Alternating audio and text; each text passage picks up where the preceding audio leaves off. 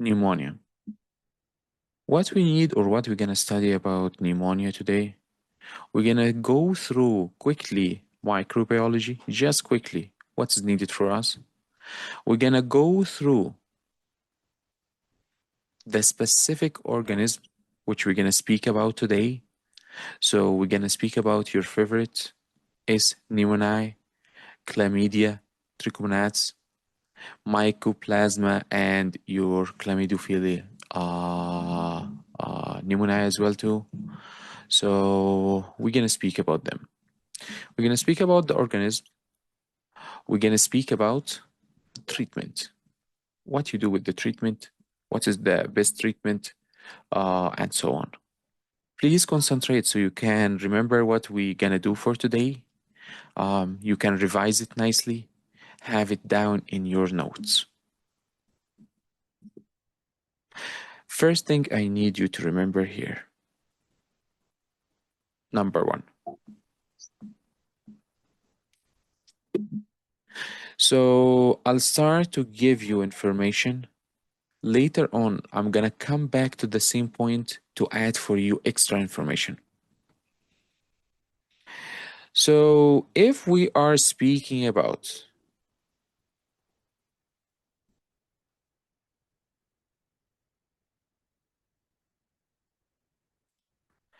the first, we're gonna do like this. One, we're gonna do like this. Two, we're gonna do like this. Three, as usual. So we're gonna speak about age. Less than 5. We're gonna speak about 5 to 18. We're gonna speak about the rest or all ages.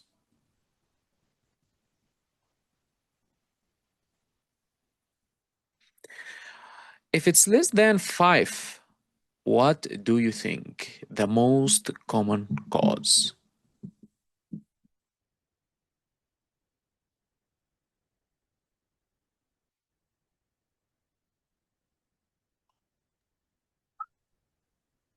So the viral is most common. Okay. Yes, so we're gonna think about viruses.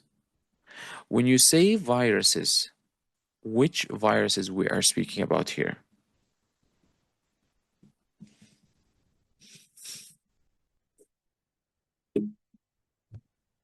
Parainfluenza, Okay. adenovirus, respiratory syncytial virus. Okay. Which one do you think is the one or the most important one? Syncytial. Syncytial. Why syncytial is important? What do you think? Why it's important? So in toddlers and like small children, this is the most common virus causing pneumonia. Okay. So when we are speaking about respiratory syncytial virus, RSV, we're not going to speak about the envelopes, the RNA, and so on. But when you see this, it's very commonly causing for you a problem. What is the two problems you need to think about here? It's happening because of the RSV. Respiratory distress and respiratory failure.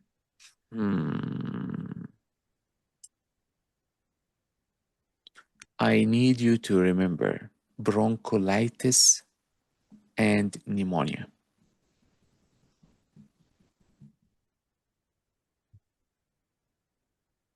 Dr. Abdullah, can you please repeat it again?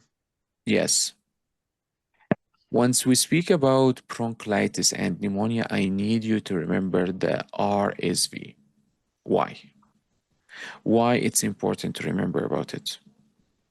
Because the RSV usually It's mentioned 2 times in your book. So many times, but the main 2 times which I did concentrate on while just gathering for you the information is the next. Number 1. Number 2. It can cause for you problems in pediatrics or pediatric patient. The same thing, it's causing you or it can cause problems in geriatric.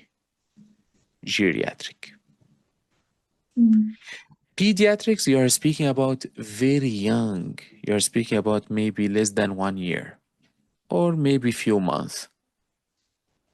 I'm gonna write for you few months. More specific, 2 to 6 months.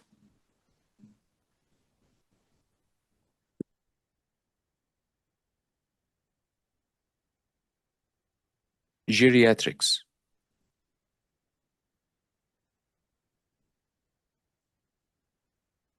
They give you either a patient who is 75 years old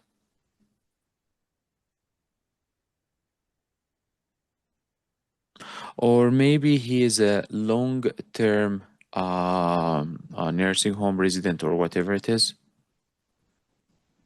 So you're going to think about very old, 75 or young patients. If you find patient coming to you with a coughing and dyspnea, rhinorrhea, sore throat, fatigue, I need you to think about geriatrics. If you find a clear rhinorrhea, sneezing, low-grade fever, patient 2 to 6 months or less than 1 year, so they mention it sometimes for you, the patient is presenting with a cold symptoms, but it's worsening. So you think about your RSV. So we're speaking about less than 5. We said the most common causes is viruses. We spoke about your RSV. RSV, we spoke about 2 populations, the pediatrics and geriatrics. Yes? Did everyone get till this point? Yes. So, yeah. Can you So, repeat the geriatrics? say again, doctor. Geriatrics symptoms? So, geriatrics, they're gonna give you a patient who's 75 years old. They are presenting to you with a cough, dyspnea, rhinorrhea, sore throat, fatigue, and so on. So, you need to keep it in your head that they love to ask about RSV in both populations. So, again, we're speaking about the age less than 5. We're speaking about viruses most commonly. And we spoke about the RSV, which is very important for the exam. We spoke about it's either the classical finding, it's going to be a young or infant that you're speaking about 2 to 6 months, rhinorrhea, low-grade fever, wheezing, tachypnea, crackles maybe, and so on. Elderly, we are speaking about 75. Yes. So we're speaking about 75 plus. So you were speaking about 75 plus. We're speaking about the chronic care resident for elder age. So you need to keep both of them in your head. The next point which we need to remember here, please concentrate. We are still starting. So viruses less than 5. RSV, it's the first one. Then influenza. Then para-influenza. And then what else?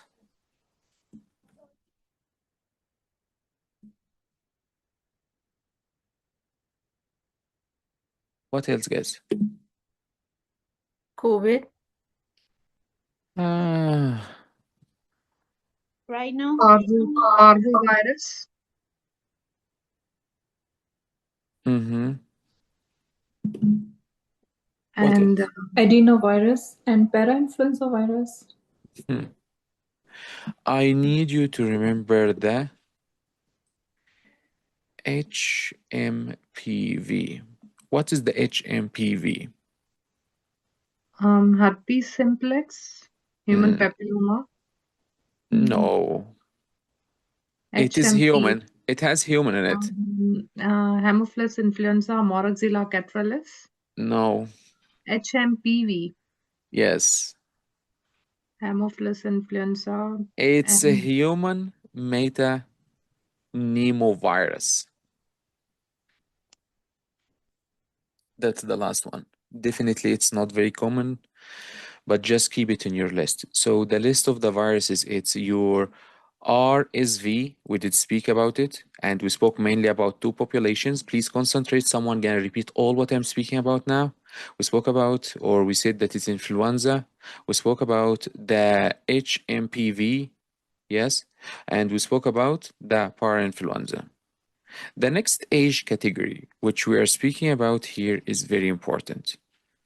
From 5 years till 18 years, what are you going to think about?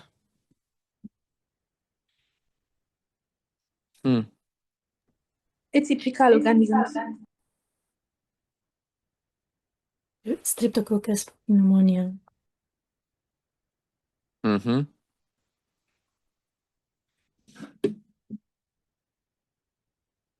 What do you think? Bacterial causes.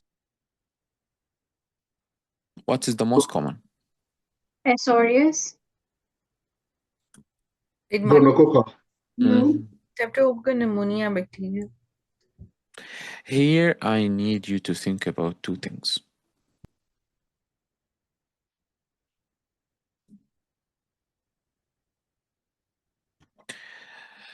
Typical and atypical.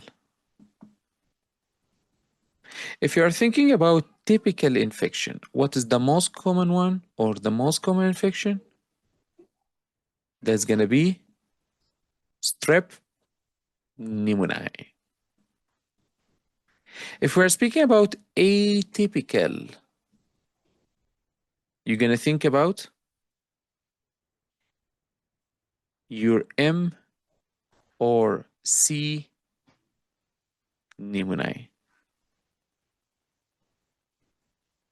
What is the M and the C? M, it's mycoplasma, and the C, it is Chlamydia. chlamydia or chlamydophila. Yes? So, very important. We're going to speak about them.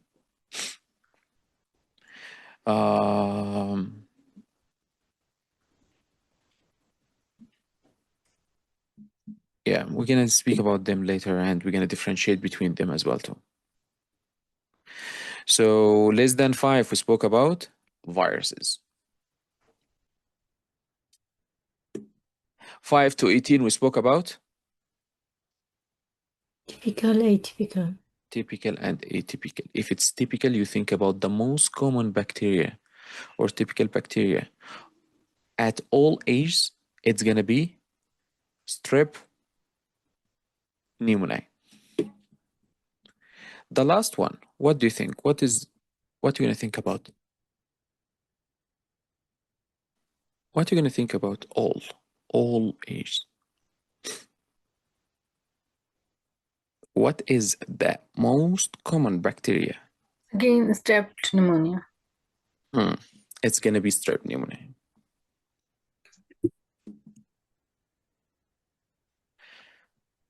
So if they are asking less than 5, virus is more common. 5 to 18, if it's typical, you are thinking about strep pneumoniae. If it's atypical, you are thinking about Mycoplasma. and chlamydia. All other ages older than this, if they are asking you what is the most common one, it's going to be Streptococcus pneumonia. Thank you so much. Please understand this is number one. You need to remember it here. Number two. Number two, we're going to speak about very specific condition. Two. Or organism. Or conditions, to be more accurate. What is the conditions we're going to speak about here?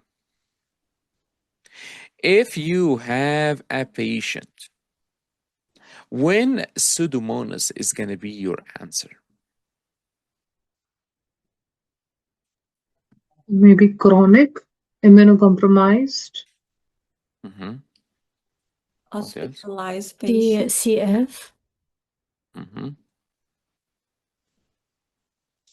What else?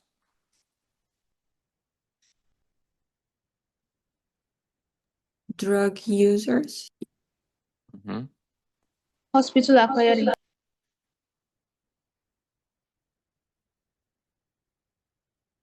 Mm-hmm.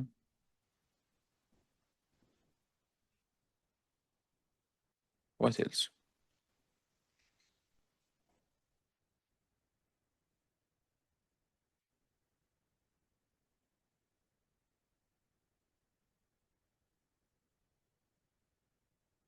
So Pseudomonas, it's going to be your answer in the next conditions.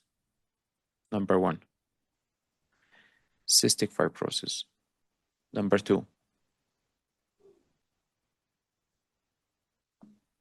bronchiectasis. Number three, they love it. Immunocompromised. Number four, structural lung diseases.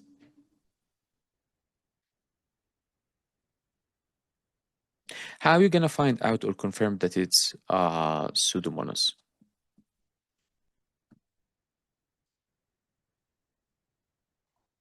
What do you think? How are we going to find out? Culture. Greenish sputum. Hmm. So sputum culture, okay. Or two things you need to write it down. Please write it down. Someone gonna repeat all what we are speaking about today. Sputum culture, and I need you to remember the next. History. Why history here is very important? Because history here is gonna tell you that a patient came to you with a previous infection, which was Pseudomonas. A patient came to you, or he's coming to you with known chronic lung disease. A patient, he is coming to you with recurrent resistant infection.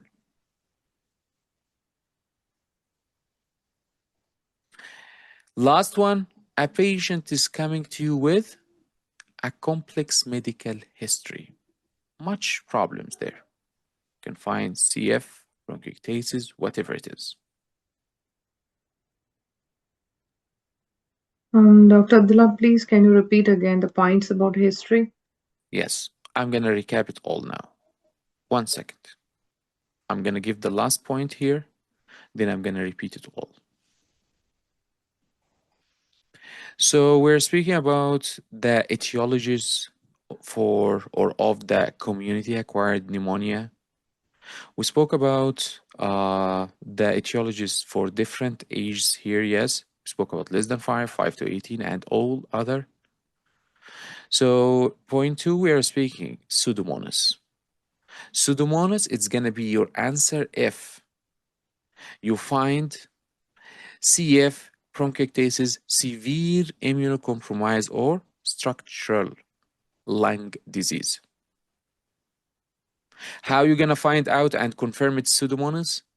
Think about sputum, culture, and the history. So in the history, as we said, it's something unregular here, unregular. It's not common infection. So they are giving you immunocompromised, they are giving you something. So in the history, you are looking for any previous sputum cultures. So they can give it to you, a patient came to you with a history of recurrent infection, or they can come to tell you that the patient is coming to you with a known chronic lung disease, or patient is coming to you with a recurrent resistant infections, or patient is coming with a complex medical history, CF plus whatever it is, complicated bronchiectasis, and so on. You're going to think that something unusual is happening here. So we spoke about when it's going to be your answer. Any of the etiologies or the diseases which we spoke about, or the situations, special conditions. You're going to check about your sputum and history. If you find a patient who is presenting to you and they give you any of whatever we spoke about here, but the child may be healthy, will you pick Pseudomonas or no? Come on, guys. Someone gonna repeat it all, so concentrate. Come on, guys. Maybe in a healthy. Hmm. In a healthy child, no. What do you think? Because I remember one MCQ like about a child was swimming in a swimming pool, so he got otitis media, that was recurrent. So the answer was Pseudomonas aeruginosa. He was healthy child, Mm-hmm. so that's why your question Here was. we're speaking about pneumonia. Yeah, but the question about immunocompromised you asked, so maybe. No, but here it's a regular child. So if any child with any of the presentations with at the top, you think about Pseudomonas. But if they may be giving you a patient who's coming to you maybe with the recurrent infections, Yes, we think about Pseudomonas. think about it. But if they give you that the child otherwise is healthy,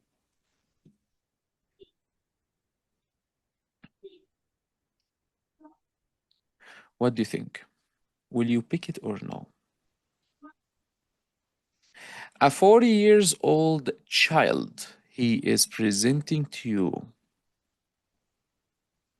with a Which cough, child? dyspnea, 4 years old. Oh, sorry. Otherwise, he's healthy. He's having dyspnea, he's having a cough.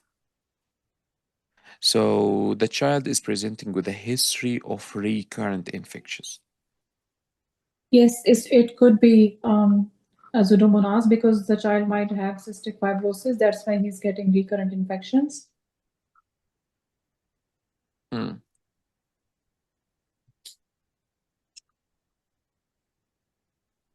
So less than 5, it could be respiratory syncytial virus. Less than 5, what is the most common cause? RSV. RSV. So, or viruses in general. That's why we had the divisions which we just study as. Pseudomonas, you need to have culture and the history. So you cannot judge it's gonna be Pseudomonas or no without the good history and the culture. That's what's gonna help you to say it's a Pseudomonas or no. Definitely, we're gonna speak about swimming pools and so on, but just shortly. So to summarize, Pseudomonas, if they are giving you a child who is coming with pneumonia symptoms, otherwise he is healthy, do not suspect from first point that it's Pseudomonas. Think about the common infections. If they are asking you about if it's a regular or routine or common community-acquired pneumonia, it's not. You need to have a chronic disease or a chronic history for this patient to suspect it. So, okay. So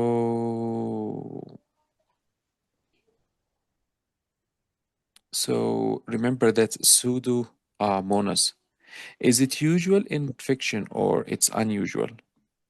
Unusual. It's unusual.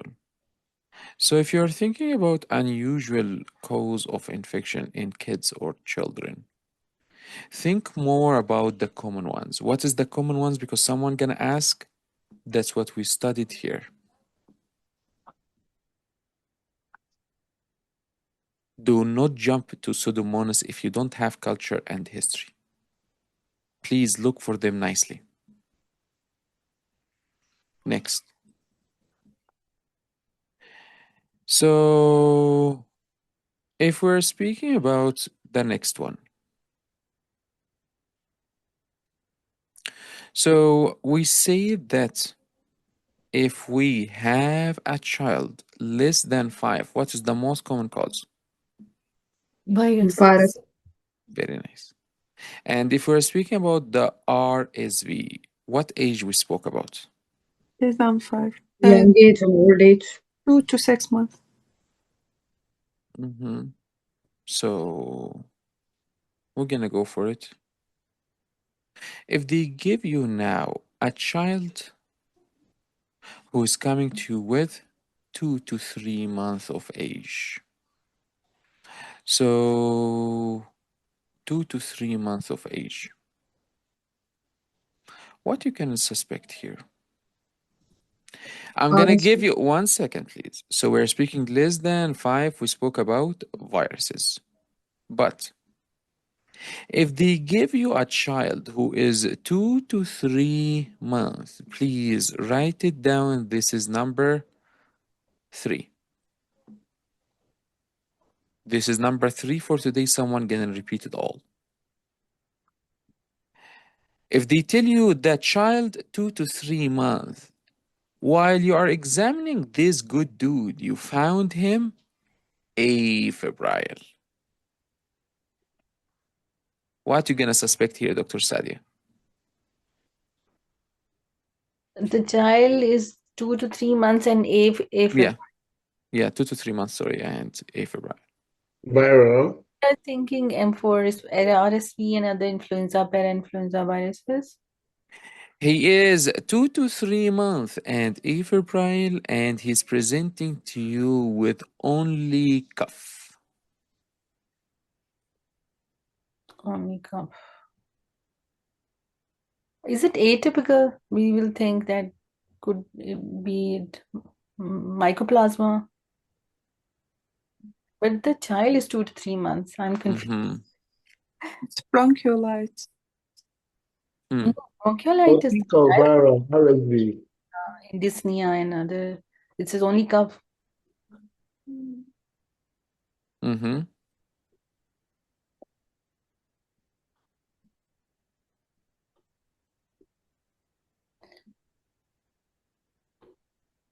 What do you think, guys? Pertussis. Have to rule out other things like asthma or the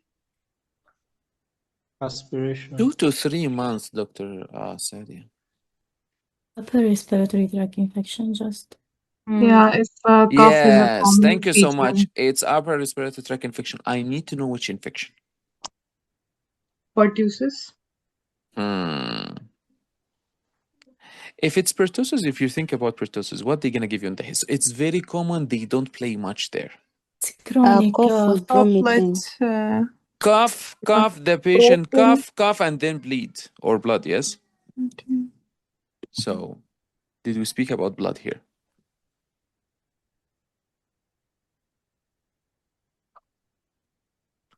So, 2 to 3 months, afebrile, and we're speaking about cough. The child is presenting to you with only cough and no wheezing. Please write the points which we are speaking about down. Someone gonna repeat it. This is number 3.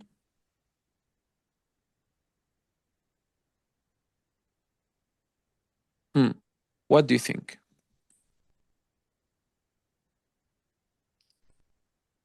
Osteotin viral, RSV. Mhm. It's a very common question and you need to squeeze your head so you can remember it. Try, guys. Why only 3 doctors they are trying? Where is the rest? It could be meningitis. Why you gonna go very far? Why meningitis is gonna cause for you no wheezing, cough? It could be GERD. GERD. Could it be an allergy? Okay. It could be rhinitis. Okay. Postnasal drip. Do you want me to give you the cough? Upper airway reactive disease. So we said cough. Do you want me to give you the cough? Which cough it was? No one did ask even. Oh, Yes. dry So cough. the cough was Barking. It's repetitive short cough. What you call I can't remember the disease, but it's Maybe persistent one. what I gave you the cough. After what I gave you now, you need to know the answer. Which cough? The sound. But this cough doesn't Which specify. cough? Yes, it's a The clue. one which you just heard. That was Is the it cough. dry cough, doctor? Just reactive cough, like due to Group. It's not Group. no. not true. Yeah. I need you to think about. You're thinking in a context of pneumonia. I need you to think about Chlamydia trichomonas pneumonia. Someone gonna jump in as usual and ask, Doctor, what is the difference between Chlamydia trichomonas and the C. pneumoniae which we spoke about? Is it the same thing, guys? Both of them chlamydias, but one trichomonas pneumonia and the other one is called Chlamydia pneumoniae. So do you think is it the same thing?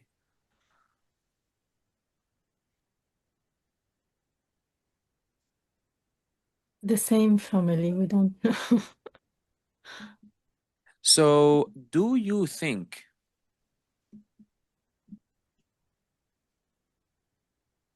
the chicken biryani is the same thing as the chicken mandi? Oh, No. It's the same chicken, but yeah, but different different thing. way. Yeah, presentation is different. The same thing for you here. Do you think it's the same thing or no? Definitely it's not. Chlamydia trichomonas, it's the one which we are speaking about. When you find in your question 2 to 3 months, afebrile, cough, they're gonna write for you a very specific description.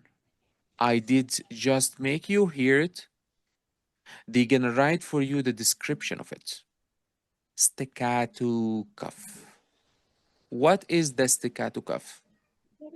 It's a short, repetitive, they call it a machine gun. It's bursts of cough.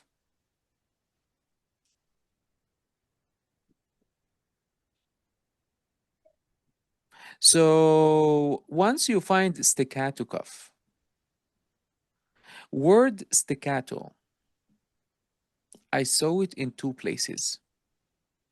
First place, which we just spoke about, which is your Chlamydia trichomonas pneumonia. The second place, where do you think? I never seen it except in these 2 places.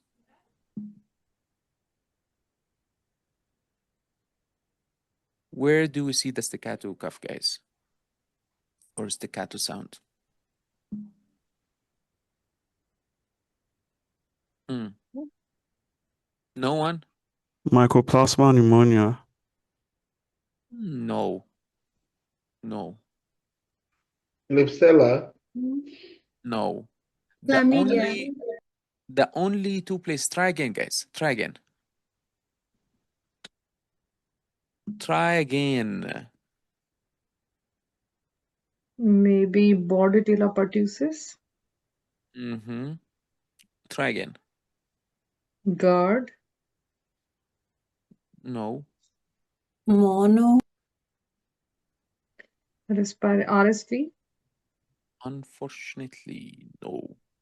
No. Bronchiectasis. No. The only two areas you're gonna see the staccato sound or voice or cough or voice more, Pertussis. it's either gonna be mentioned to describe your cough with a Chlamydia trichomonas pneumonia. That's the only one place. The other place, which personally that's the second place I saw it in it, it's if you are just playing music. Or if they are giving you a question about musical sounds. Do you think that you're gonna get a question about musical sounds? No, doctor. I hope so. So it's except if you are going for a musical exam. Otherwise, in your exam, this good boy. Let's recap Chlamydia trichomonas. Okay, so we find this cough only in Chlamydia trachomatis, not another condition. Yes. Okay. We are trying. Yes. It's good that you are trying, then you're gonna remember it forever. Yeah. So when we speak about the chlamydia, when it's trichomonas, so if it's a chlamydia trichomonas, you're gonna think about it's an infant who is 2 to 3 months, or maybe it could be 1 to 3 months. Small one, very small. A child presenting afebrile only with a cough, and the cough, it could be a machine gun, it could be a short, repetitive ones, or they can give you the word if they are so kind to you. If they give you the word, you know the answer. Otherwise, you did hear what it is, you're gonna remember it because you did hear it, you did read it, you did think about it, so you will keep it in your head forever.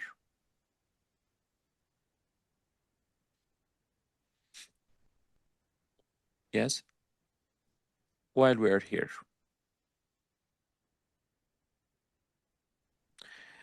When you do the chest x-ray here, what you're gonna find?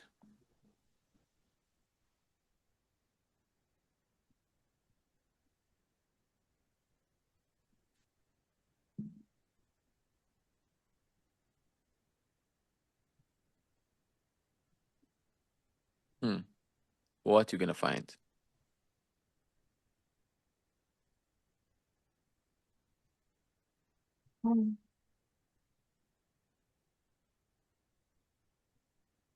Diffuse, please write it down. Diffuse interstitial infiltrate.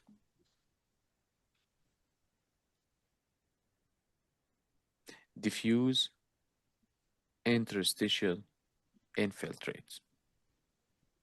The last point which I need you to remember here is treatment. How are you going to treat this guy?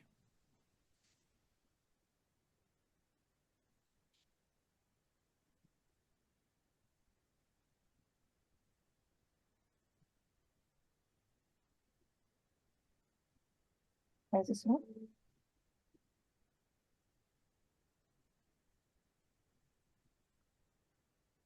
Yes, I think this is Why true. should it also? What do you think? You're going to think about any microlid. Either your favorite azithromycin, or erythromycin?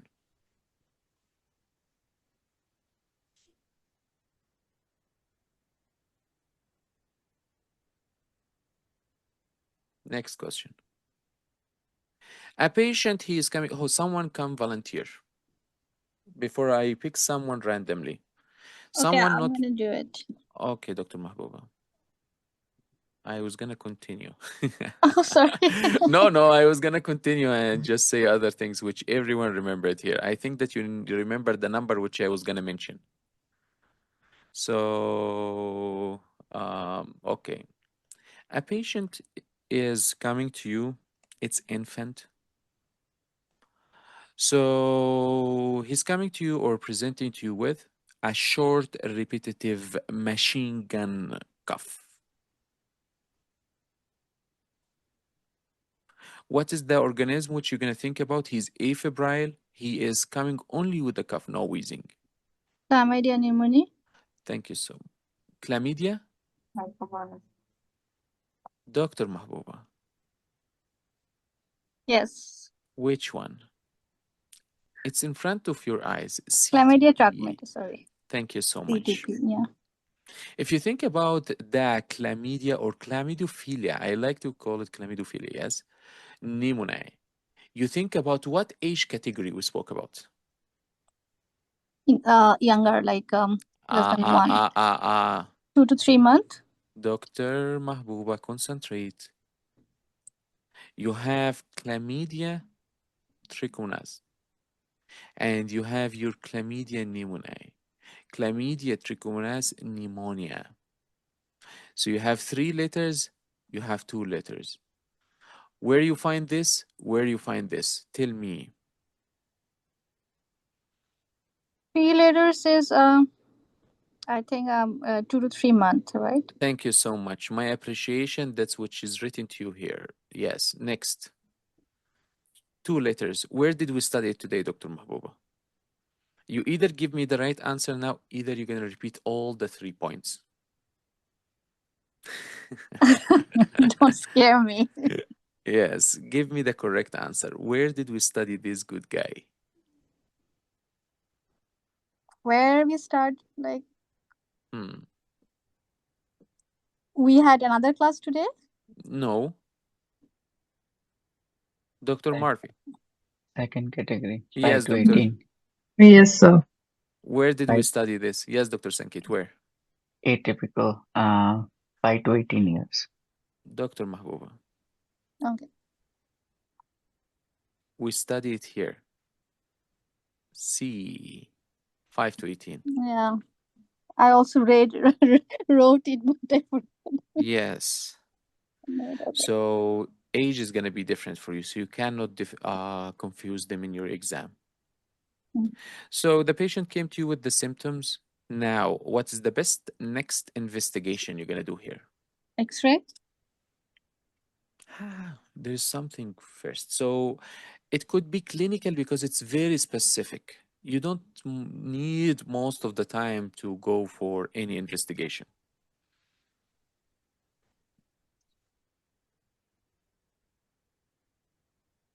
So our answer will be no investigation? So you could make it clinically because it's very specific to it. But if you want to confirm, so clinically, you are suspected. Or they write for you that you have suspected the right diagnosis. How you confirm it?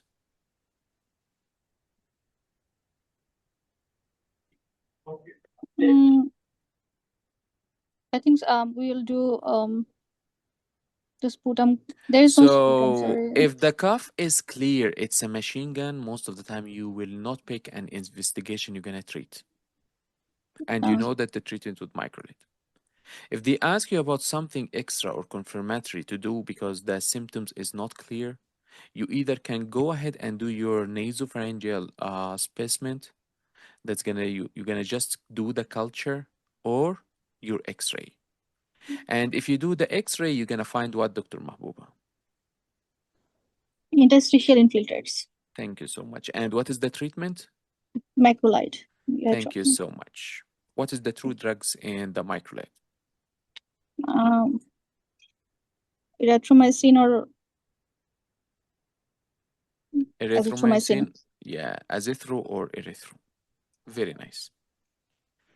After Okay. they have found that you did digest the CTP, very nice. What do you think they're gonna do for you, Dr. Mahbooba? After They'll they have change the found. answer. So remember here that if you find the clinical presentation, it's totally enough for you. Most of the time, you don't need to go and do X-ray. If it's not very clear, the machine gun or the sound or the cuff is not clear for you, then you can go ahead and do either the culture or X-ray. Now, because they know that Dr. Mahbooba did find out the answer, what they gonna do? They gonna come down and tell Dr. Mahbooba, machine gun coming to you. You did X-ray, you did clinical, whatever they gonna mention. You did treat with microlets. Dr. Mahbooba, now they are asking you, what do you need to follow here? Or what is your follow-up with this patient? Before you tell me follow up, will you treat this patient with the machine gun cuff inpatient or outpatient? Out or in? Outpatient. Outpatient. Because there's So, no fever, only cough, right? And the vitals, I think the vitals is yes. So what you good need to as well. monitor? What you gonna monitor? So if they any symptoms of deteriorating, like in respiratory distress, any fever develops, the patient should rush to hospital. Mm. Any sign of sepsis. Mm-hmm.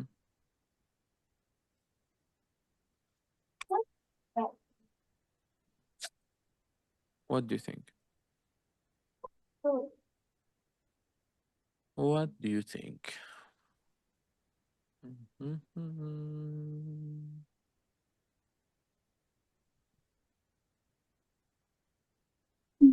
That's all I can remember.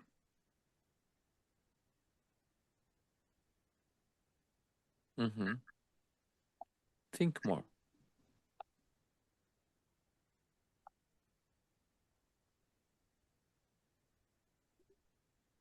Mm. The side effects of the medication? I don't know. You tell me what you're gonna monitor. Sorry, come on, people, help me. Everyone here Yes, sleeping now. yes, doctor. You are correct. the Side question, effect, I doctor? think, about erythromycin probably what QR prolongation, I don't know. But like it's very If young. we have, yes, So it's if young, it's a stable or child, jaundice, Yeah. jaundice, most of probably. the time, if it's a stable child, you're gonna discharge him or her. If it's unstable or patient, he is presenting with hypoxia, they have a problem with the breathing, they have a poor feeding, they have a dehydration, they have cyanosis, and so on, you need to hospitalize definitely. So, if it's stable patient, they love to tell you outpatient and monitor. Monitor clinically. What you're gonna monitor here? Think about microlid to find out the answer. I gave you the hint.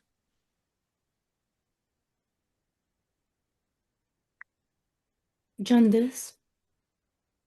Are you worrying about jaundice because the patient is receiving microlids? So when they reach to the moment, they are giving you the vignette and they are giving you by the end, you did treat this patient. And they ask you what you're going to follow up with, what you're going to monitor here. Think about what is happening here or what I need to monitor. What you need to monitor, this means that Dr. Mahbooba, you are not educating or counseling the mother about what she needs. What you need to monitor this mean what you gonna do clinically to follow up with this patient. So you're gonna watch out or you're gonna monitor for the cough, tachypnea, feeding, You're not put and the breathing. yeah, breathing. So how you gonna do this? When the mother she's coming to you, or when you ask her for follow-up, or when you ask her to come back to you, you're gonna ask her, how was the cough? Is he still coughing as before? Did it change? How about the tachypnea? How about feeding? And so on. That's how, or that's what you need to monitor here. So very important, the chlamydia or the CTP. Please remember it, very nice, very neglected. You won't find much about it in your book, but you're gonna find it coming to you in your questions. Yes? Is there any monitoring regarding the medication, right? Erythromycin and azithromycin? It's because you are giving or once you treat this patient, you need to know what you're gonna monitor. Okay. So when they give you a child a febrile cough and you remember the presentation, usually you don't need to do much investigation here. You can treat this patient outpatient and you're gonna give him or her microlids and send them home. If you don't have the classical features, you still can go and do your culture or X-ray. The next question, who's gonna take it? Someone wishing to spend or finish this exam fast and to not spend 15 years. Anyone here, guys? Yes, I Dr. can Abdullah. take it. Okay. So the question here, how do you think 1 to 3 months got this chlamydia?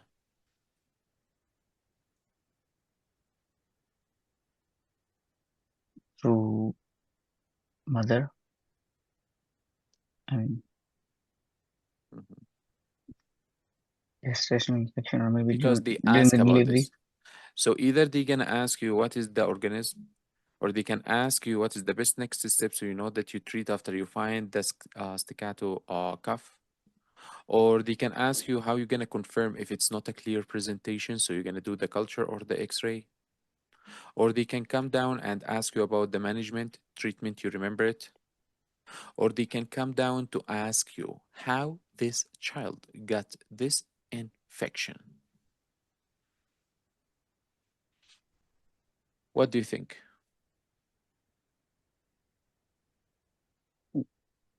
Yeah, through mother, definitely. So how you gonna form this or turn this to be an answer, Dr. Sankit? I mean,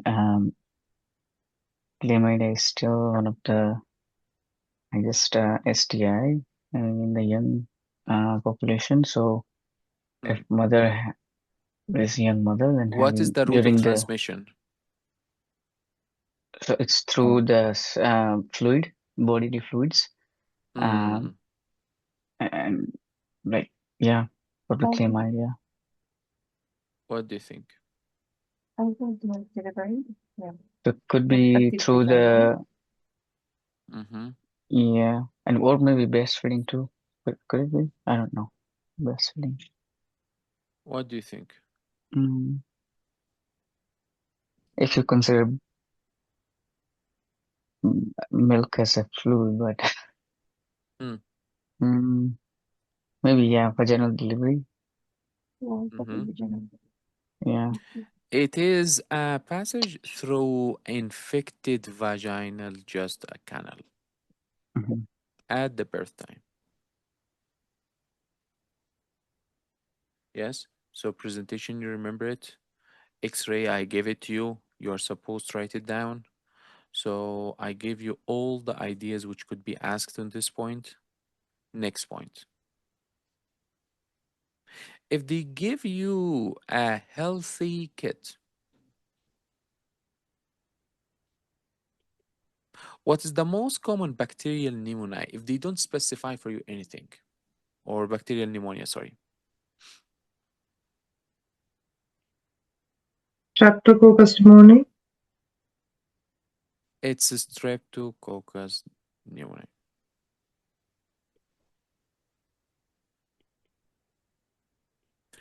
Anytime you are stuck, this is your ABC here.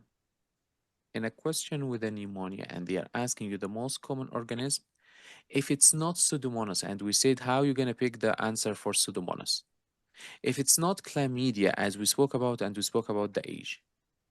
If it's not the RSV, and we spoke about it, and we spoke about how it's going to be present, and so on, and we spoke about the different two categories. You think about the most common condition, sorry, cause here, it is Streptococcus pneumoniae. yes, Streptococcus pneumoniae. So S pneumoniae is going to be the most common one. What you need to look here. So guys, please close the mic. If you have the mic open, please close it. So what you need to remember here is very important. If you have oh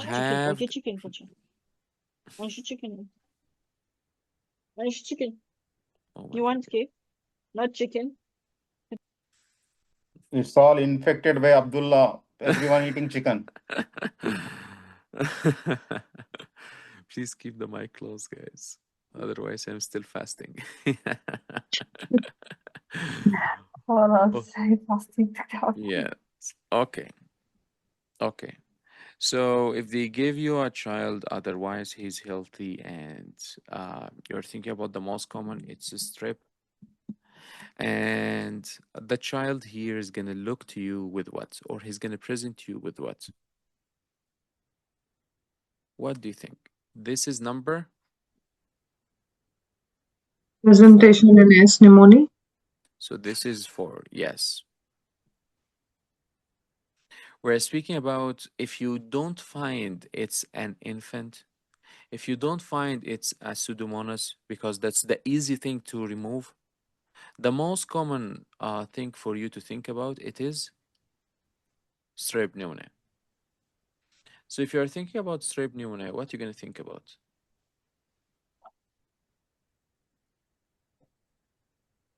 How the child is going to present to you.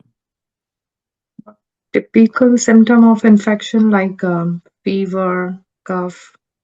Okay. Yeah, it would be Crackles, dull, and like crackles, wheezing, trachypnea, tachycardia.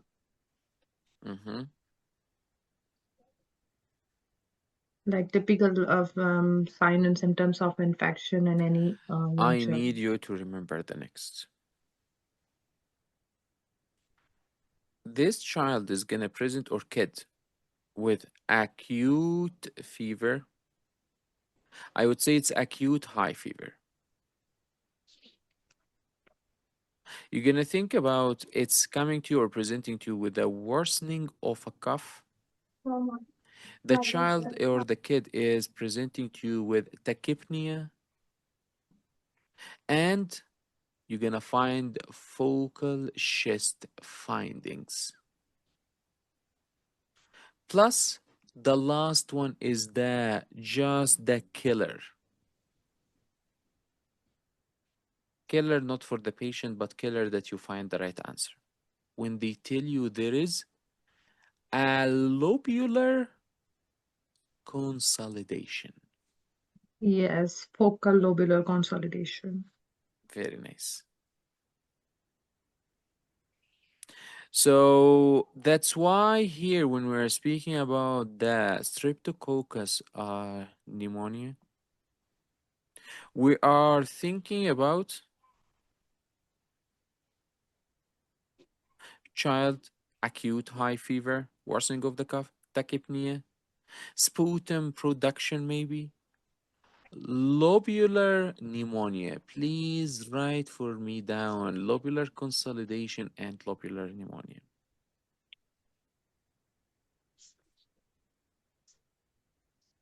So they're gonna give you acute high fever, worsening of cough, or write please productive, or they can write for you wet. Tachypnea. So they can give you okay. If you go ahead And do for this child percussion. Please write it down so you can remember. This is number 4. Someone gonna repeat it all. If they write for you percussion, what you gonna find in the percussion? Dullness. Dullness, because there is a consolidation, yes? Yes. What else you gonna find here? So we spoke about the clinical presentation. We spoke about the physical examination. We're gonna speak about what you're gonna find. What you're gonna find in your labs. Increased breath sound. Neutrophilic leukocytosis. Yeah, leukocytosis. Neutrophilic leukocytosis. Yes? So please recap it again. I'm gonna repeat it. Someone gonna repeat it after me. Number 4. We're speaking about the Streptococcus pneumoniae. We're speaking about it's the most common typical bacterial cause of the pneumonia. And if it's the most common, it's telling you it's very important for your exam. The next point here is a presentation. So we spoke about acute high fever. We spoke about productive or wet cough, whatever they're gonna just mention it. Tachypnea. They're gonna write for you a focal chest findings and lobular consolidation. They can mention for you lobular consolidation, or they can give you a lobular pneumonia, or it could be your answer. They can ask you on the physical examination or the percussion what you're gonna find. Dullness. And the last thing, what you're gonna find in the labs? Neutrophilic leukocytosis. Thank you so much. If it's unstable patient, what you gonna do? Admit. Stabilize first. Once it's unstable, please stabilize first. ABCs. So,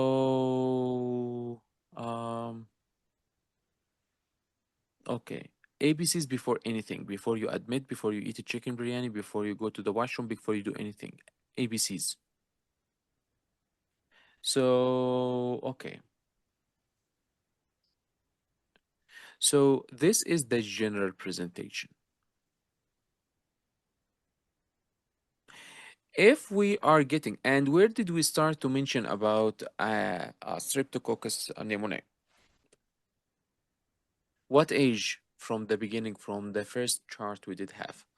5 to 18. 5 to 18 or Most elder or common in older all than that? age. Yes, all age. All age. The next question is gonna go for Dr. Marvi, please. If you are getting a child who is 4 years old, how they gonna be present to you here? And you're speaking about strep. 4-year child with his Streptococcus pneumoniae. Yeah.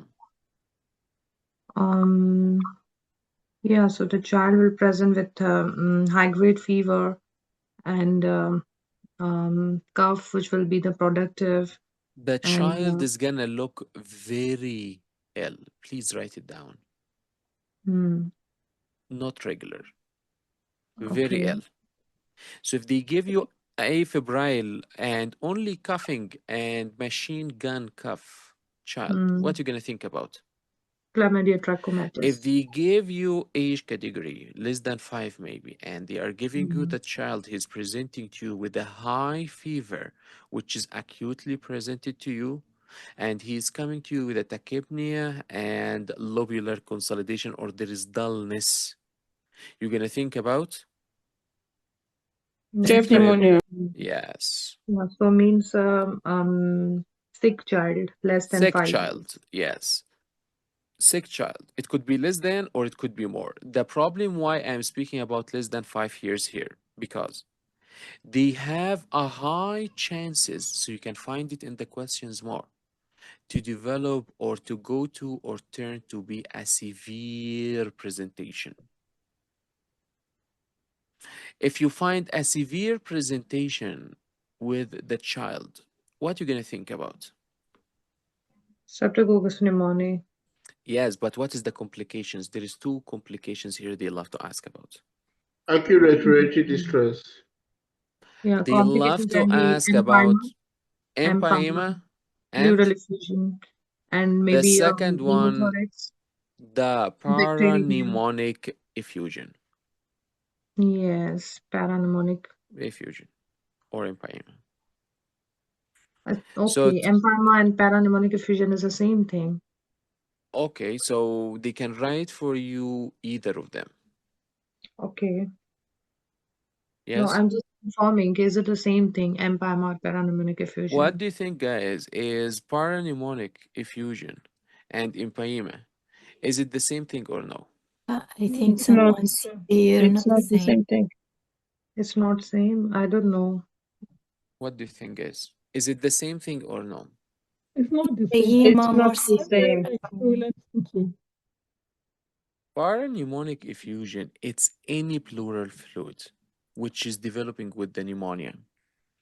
Empyema, it's just a severe form of the pleural space pus. Okay, means pleural effusion that can be of any type is called It could parapneumonic. be, yes, it could be any fluid or any pleural fluid. It can be If you're, cartilage, it can be if you're bloody. speaking about empyema, you're speaking about infected fluid or pus specifically. Parapneumonic effusion, it's a fluid. Okay. So again, So we don't call it that the complication can be empyema because it's a severe infection. So the child may present with empyema. no, but if you have a child, if you find a parapneumonic effusion, is it normal? Okay. Yeah. Do not forget that you are dealing now with a kid, small, yes?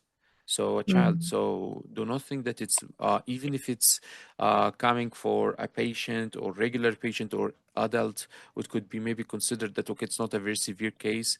But in kids, what could be severe or not severe in adults could be very severe in kids. Okay. Yes. So okay. Okay.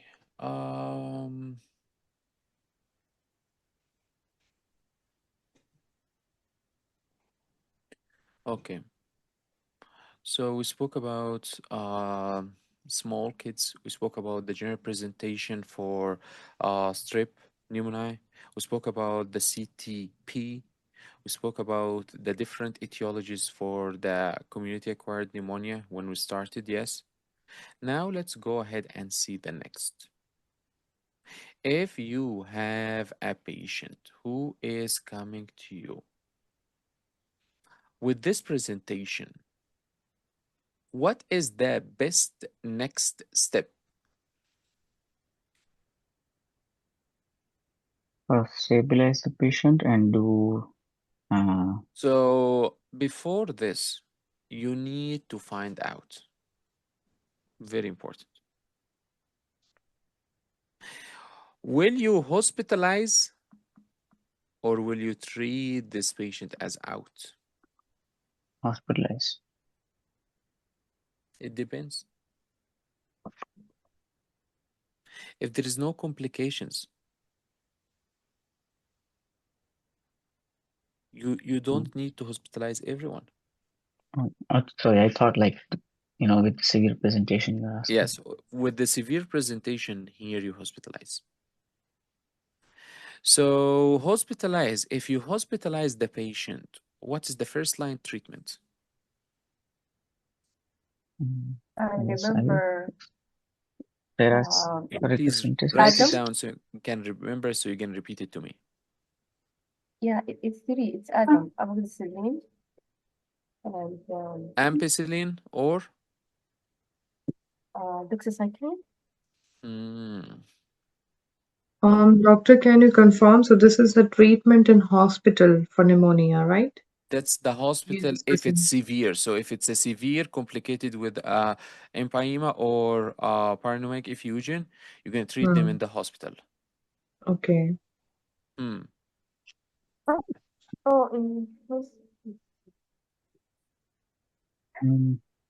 Amoxicillin with azithromycin. If you are Cefalexin. treating this guy at hospital, first line for you is ampicillin. If you don't find ampicillin, you're gonna go ahead and give your favorite, ceftriaxone. If you don't find ceftriaxone, what is the other drug you could give starting with a C? Cefazolin. No. Ceftriaxone. We spoke about Cefotaxime. ceftriaxone. What is that? Ceftriaxone. Cefepime. It's gonna be the cefotaxime. So it's either ceftriaxone or the Cefotaxime. cefotaxime. And the first line here, it is ampicillin. Please, guys. Doctor, why do we not give cefuroxime? 1 second, please. 1 second, because it's very confusing. If they give you after you did try to treat with ampicillin and or ceftriaxone, please, guys, close the mic. No. Please close the mics, guys.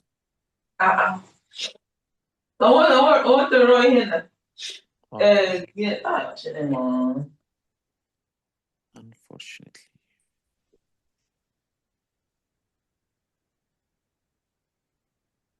Please keep the mics closed, guys. So we can finish what we need to finish for today. So we're speaking about number 4 now. If it's hospitalized, you are going to give ampicillin or any third generation cephalosporins. Anyone. So the other point, if they give you, the patient, you did give him ampicillin, it didn't work. What you gonna do? I mean, give ceftriaxone. No, so you did try ampicillin or ceftriaxone. It's not helping. Then cefotaxime. No, that's not the answer. Moxil They can give you Doxycycline. Moxil and clavulanate in resistant cases. What do you think? Macrolide. Can you do like a surgical procedure to get out the empyema? So the most MRSA. So we can try vancomycin. So if they are giving you, or there is a concern for MRSA, or if there is a resistant case, and you did give the patient ceftriaxone, what you gonna do? We will You can add vancomycin. vancomycin. Thank you so much. Mm. If you have a resistant case, or you have a case which is concerning you about MRSA, someone gonna jump in as usual. What do you think they're gonna ask about? We are from the Oreo scan. How to concern about MRSA? So how to concern about MRSA?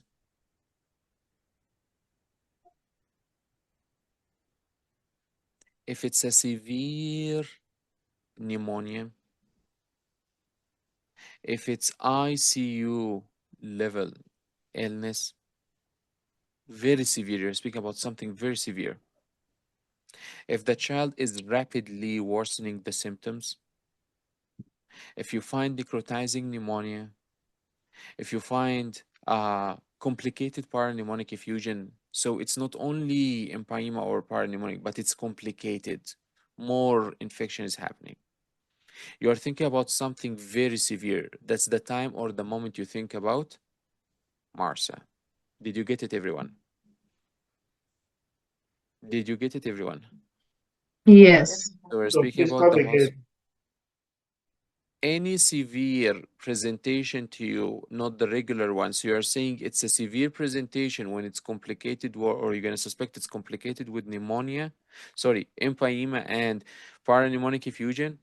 If you find the parapneumonic effusion itself is complicated, plus the symptoms maybe is worsening rapidly, you think about something more severe here, you suspect maybe MRSA.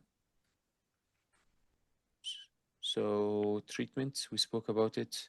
If it's at the hospital, you're gonna start with ampicillin. And you can go for the third generation cephalosporins. If you give the third generation cephalosporins, if it's not helping, you're gonna add vancomycin. If it's outpatient, what you gonna give?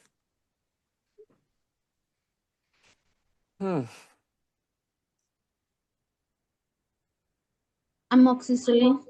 Thank you so much. Outpatient, when you're stuck, it's ABC for you. We're gonna speak about it when we go to the book. You need to give amoxicillin. Did you get it, guys? Outpatient, I need you to remember amoxicillin. Inpatient, I need you to remember ampicillin. Ampicillin or the third generation cephalosporins. You are speaking about ceftriaxone and Cefotaxime. yeah. If you give ceftriaxone, it's not helping. What you gonna do? Or cefotaxime? You add vanco. Doctor, can you please again repeat outpatient and inpatient? Outpatient is amoxicillin. I don't need you to remember anything except this now. Okay.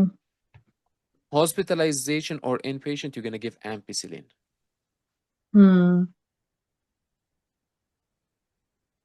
It's a time of iftar, so little bit distracted. No, it's totally okay. Do you want to take a break, guys, for maybe 10 or 15 minutes?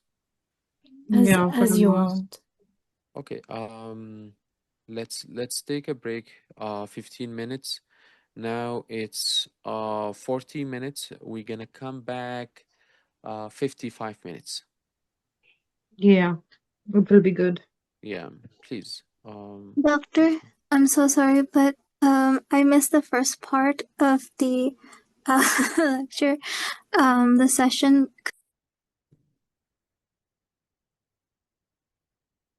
Okay. So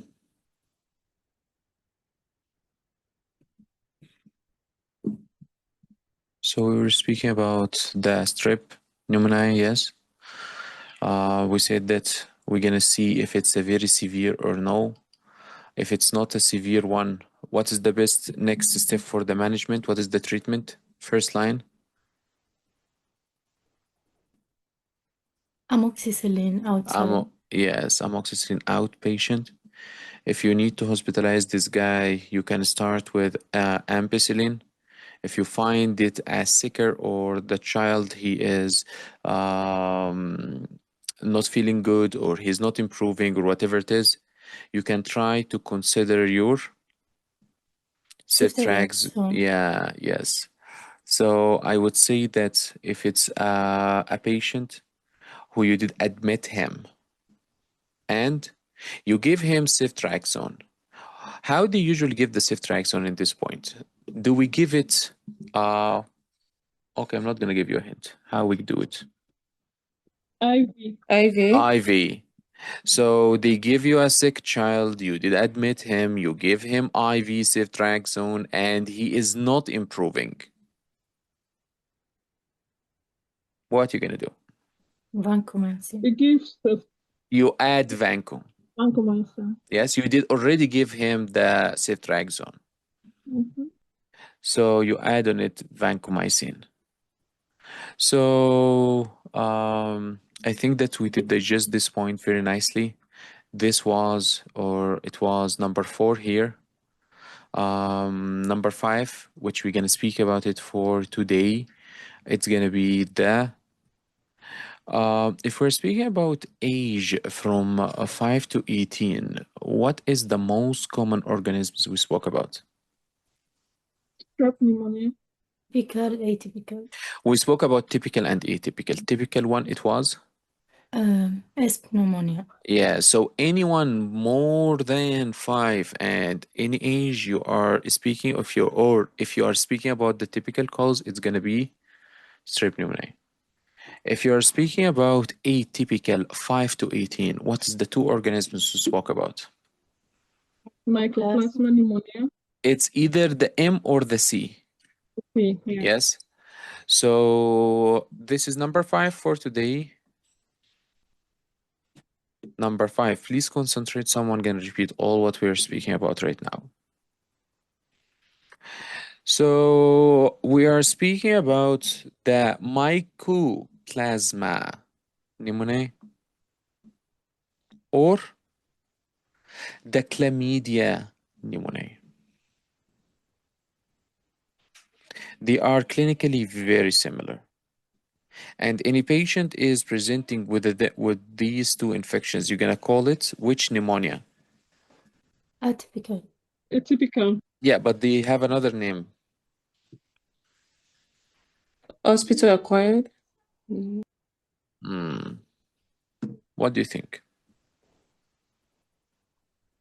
Ventilator acquired. Community acquired?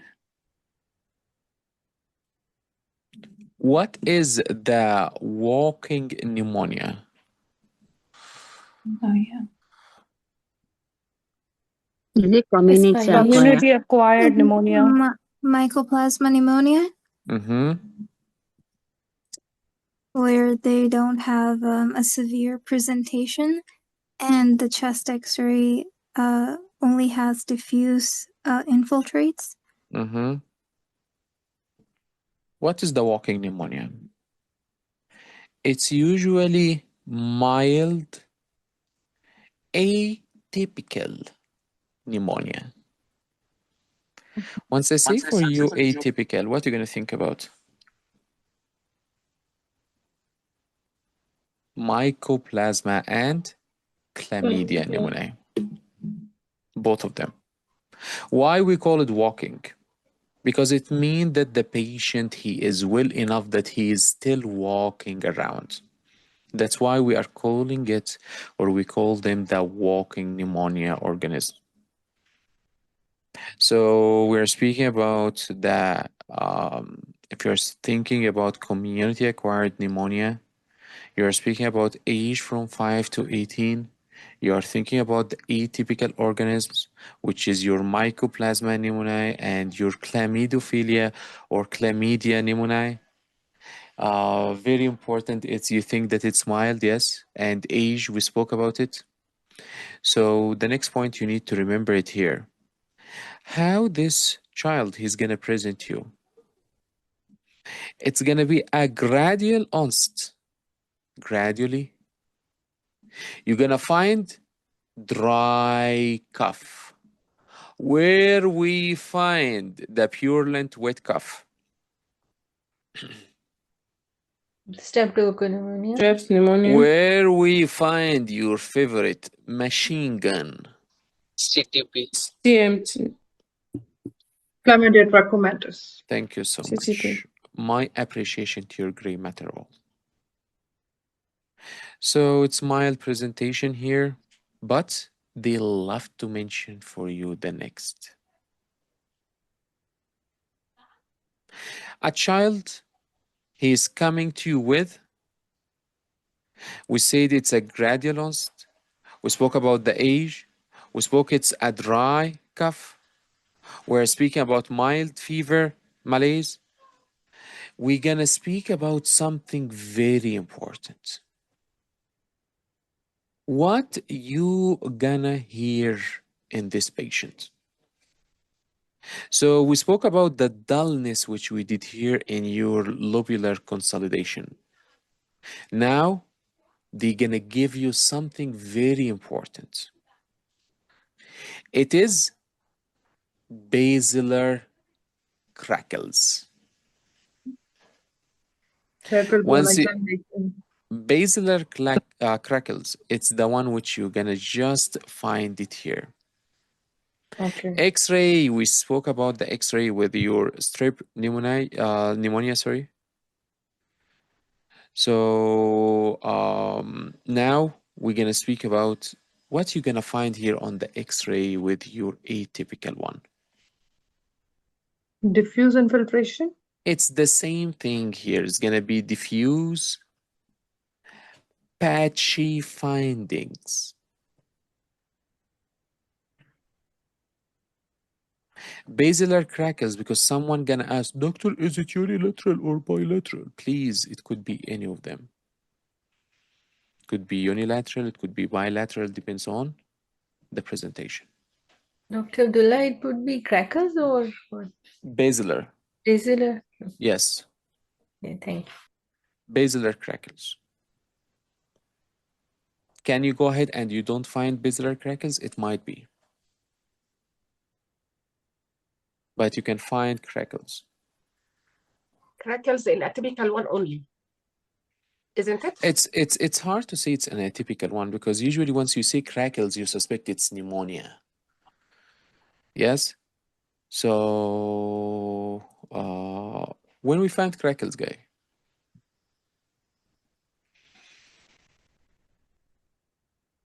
And there's a consolidation or in patchy infiltration. Diffusion. Once you find word crackles in your exam, you are thinking about pneumonia. That's why I'm telling you, do not just close your mind because I heard a crackles here. It's my atypical. No, do not do like this. Think about the general presentation. General presentation for you, remember pneumonia?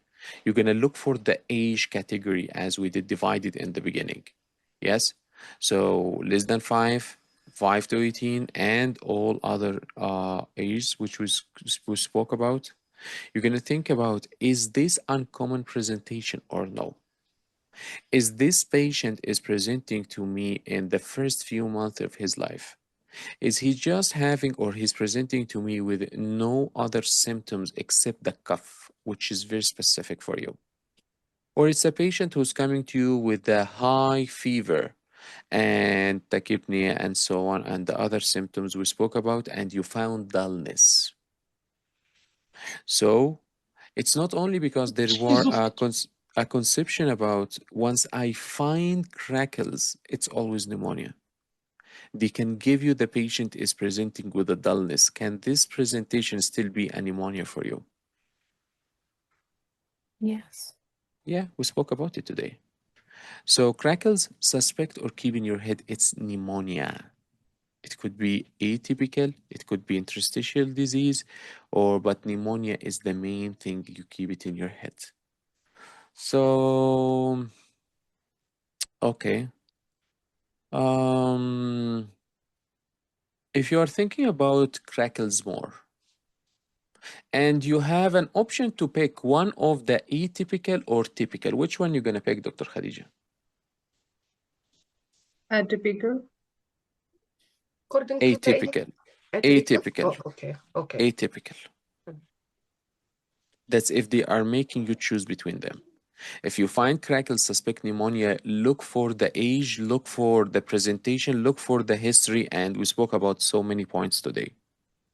If they are making you to choose which one, atypical. Because if you think about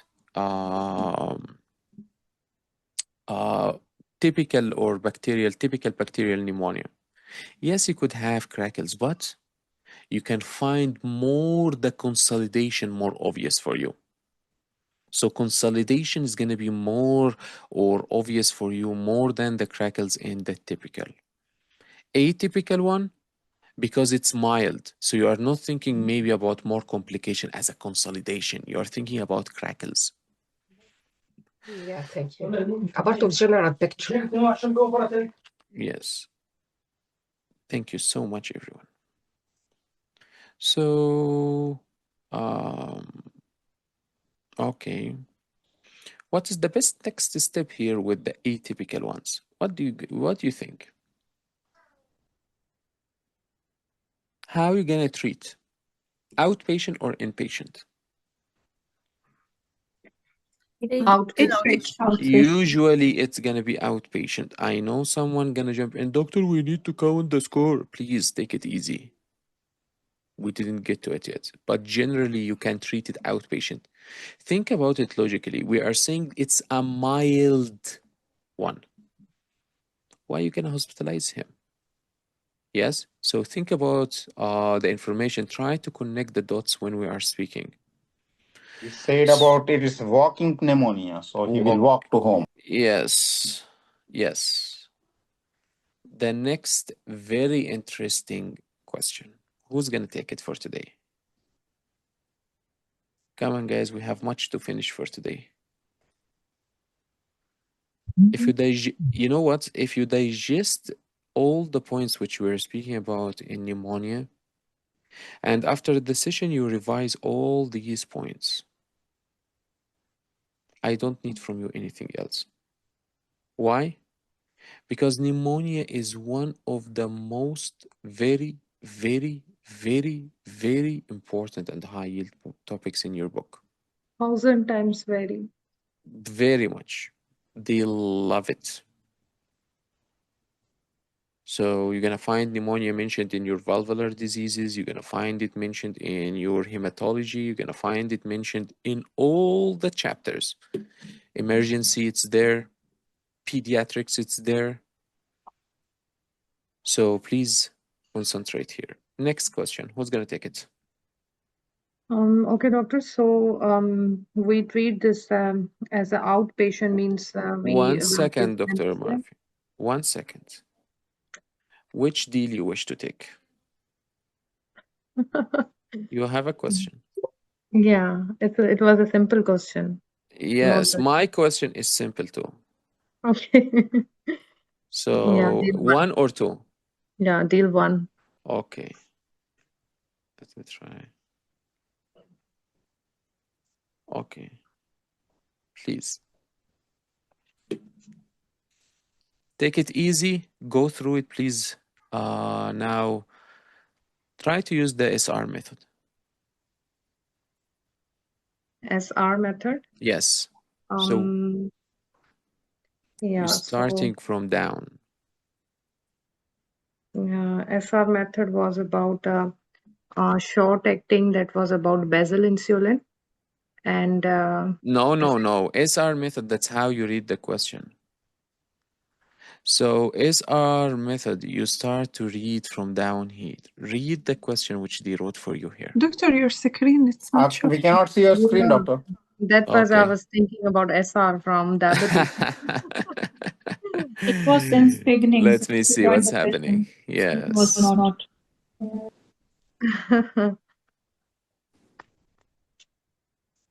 I was wondering where Dr. Abdul was referring to. Yes. Yeah, Okay. so Now we see. Please. okay, so 52-year-old man, No. recent. We start from down. I'm not getting from the Which? down. You Means I need to have read. to. You need to start to read this question first. What they're asking.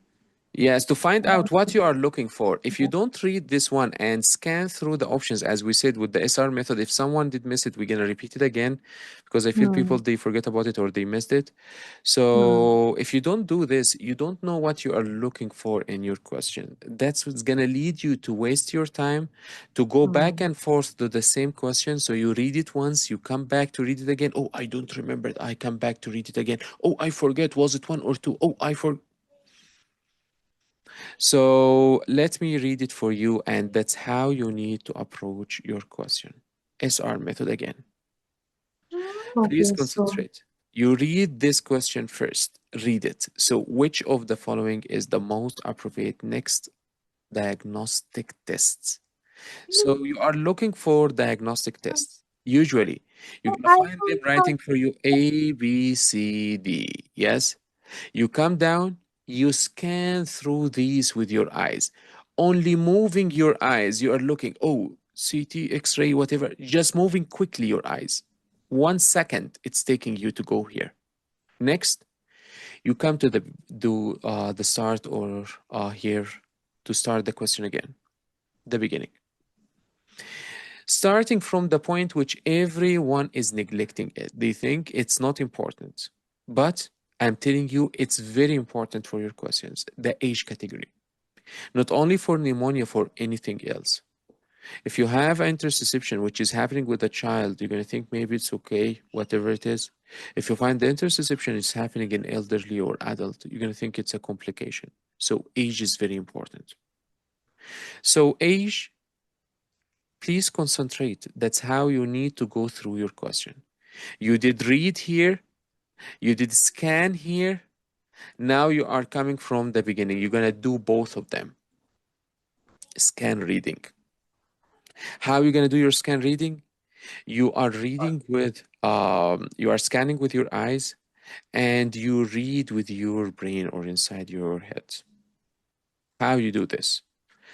Your eyes is moving, reading. A 52-year-old man, so you keep in your head, he's 52 years old male. A recent immigrant from a country with a high prevalence of TB. So you keep in your head, 52 years old, he's a new immigrant and he's coming from a country with a TB. Is seen for follow-up after treatment of community-acquired pneumonia. So the 52 man, he is coming to me from a country which got TB and he was treated for community acquired. Yes, he's coming for a follow-up. He is an ex-smoker who quit 20 years ago. So the 52 years old man who is a new immigrant, he is coming from a country with a TB, he is coming for follow-up with community acquired pneumonia. He's an ex-smoker for 20 years. 1 month ago, the chest X-ray showed right middle loop consolidation. Once I tell you consolidation here, what are you going to think about? Maybe pneumonia, Streptococcus pneumonia. So yeah, so your head Open is pneumonia. working. Yes, yes. So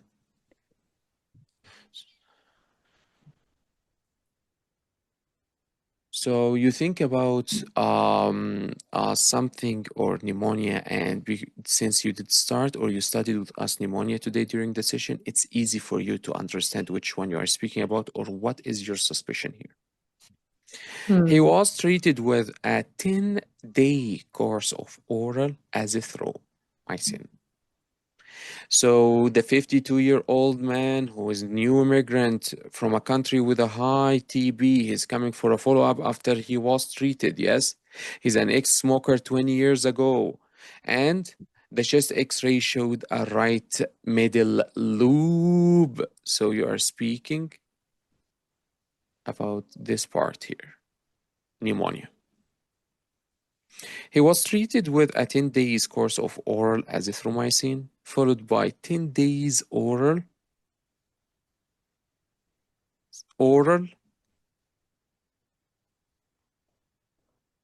Cefuroxime. Why everyone is sleeping? No, I feel we are that following you. We hear. Okay, because of a persistent symptoms, he now feels somewhat better, but a repeat chest X-ray shows unchanged right middle loop consolidation. So, if I ask you now, Dr. Murphy, are you awake? Yes. Yeah. Repeat the question from your memory. 52-year-old man. He was an immigrant from a country, and he's came here for follow-up of tuberculosis for community-acquired pneumonia.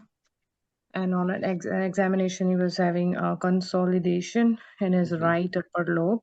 And he took a 10-day course of oral azithromycin. So what do you think?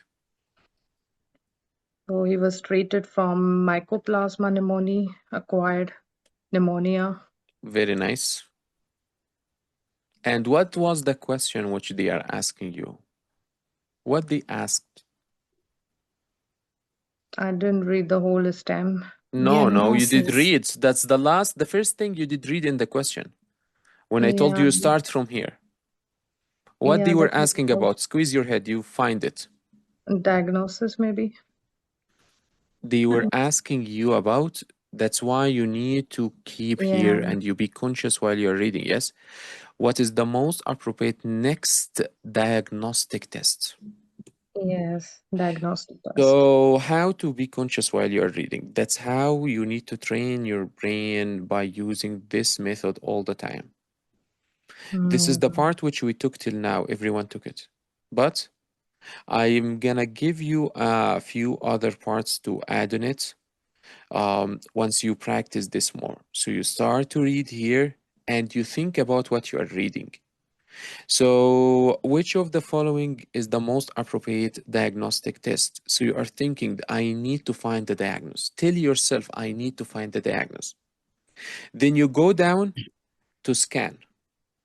Scan, it means that you are moving your eyes. You see X-ray, you see CT, so you did find out that, okay, they are giving me investigation, maybe. You come from the beginning and you start to read. You read as what we just did. But instead, I'm reading, it's your eyes reading. And the things which I was repeating, that was your thinking. So 52 years old, that's your eyes moving through the words. You keep in your head, it's a 52-year-old man. So you read once, the second inside your head, you are just keeping the information. You are trying to translate the information. It's a 52 new immigrant. He's coming from a country with the tuberculosis. He's coming for a follow-up now. He was treated. He had a consolidation, and the consolidation is still there. What is the answer here, Dr. Marvin? Consistent symptoms, repeaters, X-ray, unchanged, right middle of consolidation means that will be like a recurrent, resistant. CT angio. Please look close. Look more closely, please. It may be for tuberculosis, any kind of malignancy. Why you are thinking about tuberculosis now? Because if this could be a pneumonia, it should be treated with azithromycin. But if it doesn't go away, then there must be some other pathology like malignancy or like tuberculosis that will Okay. create cavitation and permanent patching. Very nice. So what is the next step, or what is the most appropriate diagnostic test? Maybe CT scan. On chest X-ray, there will be so there should be CT scan that will give a more accurate finding. What do you think?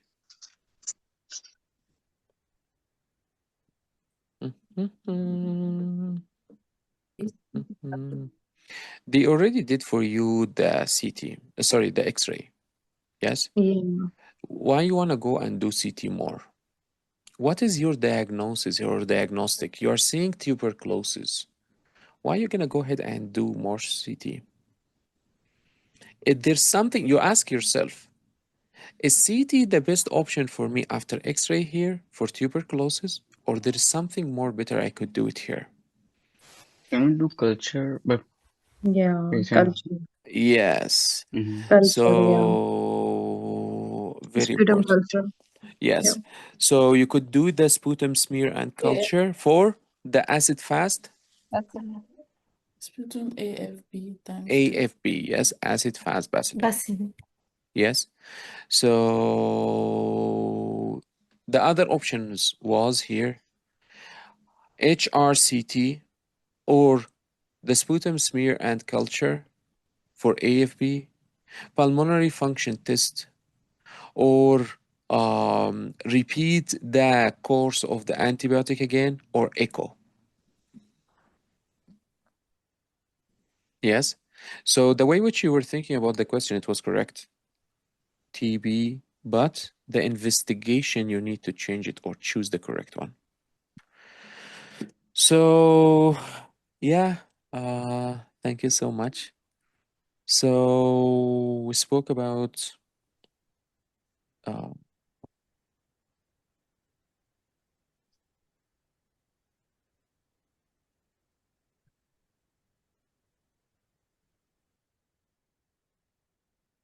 Yeah.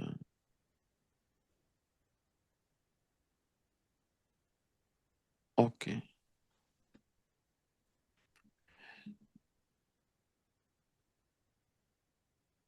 So this is number.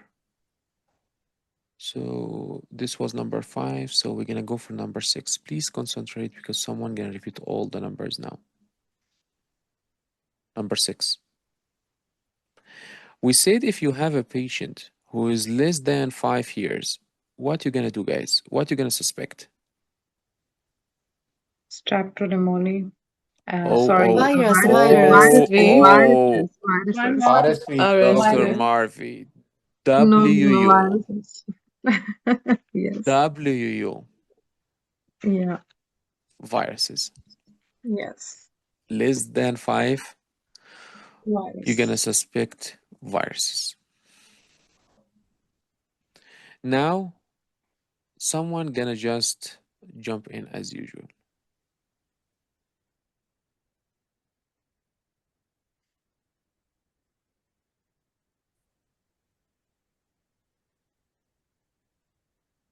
If it's just less than 5, think about viruses. And we spoke about which viruses you're going to think about. But if they give you a child who is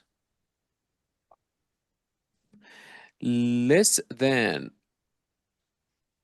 1 month, less than 1 month, what you need to remember? RSV. Sepsis. There will be more of maternal tract and Yeah. organisms, gram-negative And rule out sepsis.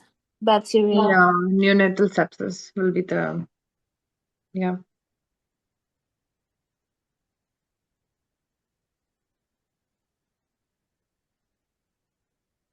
I need you to remember GBS. Less than 1 month we're speaking. GPS, it could be your favorite E. coli, it could be your Listeria. Due to the risk of vertical transmission? It could be. We can speak about how it's coming or the routes which is transmitting it. But Okay. remember for us the bacteria, or remember the bacteria for now. Yeah. So GPS, E. coli, or Listeria. Yeah.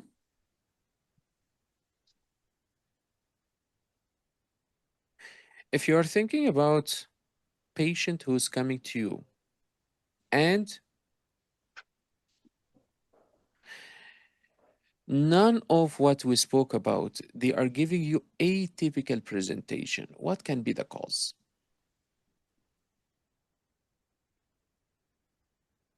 If it's atypical, you need to think about your favorite.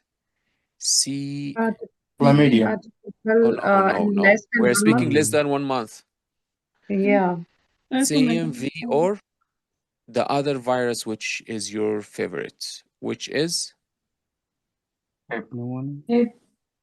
Oh, sorry. RSV. So if they ask you about less than 1 month, you need to have your differentials in your head. Less than 1 month, it is GPS or E. coli or Listeria. If it's a typical one, you're going to think about viruses maybe. You're thinking about CMV or? HSV. HSV. If it's less than 5, you're going to think about viruses, as we said. Yes. The last one here is your favorites all. From 1 to 3 months. And definitely it's 5 years. From 1 to 3 months, what is the most common cause? We spoke about it. Respiratory syncytial. So, yeah, RSV. respiratory syncytial. So, you're going to think about the RSV. I need you to remember it here. If you don't find that's the most common or it's not a viral infection, if they ask you about the most, okay, let me keep this later. Dr. Abdullah? If, 1 second, doctor, please. If they ask you about a typical presentation or a typical infection, CTP. CTP, and we spoke about it. Yes? They're going to give you the child afebrile with a cough, specific cough, and so on. The presentation, you still remember it. So if it's 1 to 3 months, you're going to think about RSV. If they give you the atypical presentation, you're going to think about CTP. If they give you a child who is 5 years, less than 5 years, you're going to think about viruses. In any child, let's make line like this. So less than 5 years, mainly it's viruses, except if it's less than 1 month. 1 month, you're going to think more about bacteria, GPS and E. coli and so on. If they are giving you a child less than 5 years, and they are asking you about what is the most common bacterial here or bacteria. Once you're stuck in your exam, I told you what you need to do your ABC.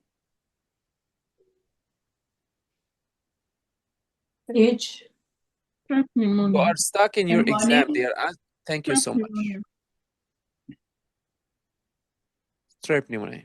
I told you in your exam. Once you are stuck, you don't know what is the answer. And they are asking you about the most common one. Pick is pneumonia. Please. Yes? So if you are stuck. So otherwise, we did differentiate between them very nicely. Yes? We did differentiate between the chlamydia and the presentation. We did differentiate between the strep. And we did speak about the walking ones. Yes? So next. Dr. Abdul, please, when you say when they give you a typical picture, are you referring to the X-ray? Because that is one of the ways that can suggest an atypical picture. Maybe they give you diffused interstitial opacity and all that. That's So, my question. what other picture would suggest an atypical picture, please? So CMV, when you speak about CMV, what do you think they are giving you, Dr. Henry? Running nose, cough, unproductive cough, fever, malaise. But we are speaking about less than 1 month, don't forget. Yeah, poor feeding.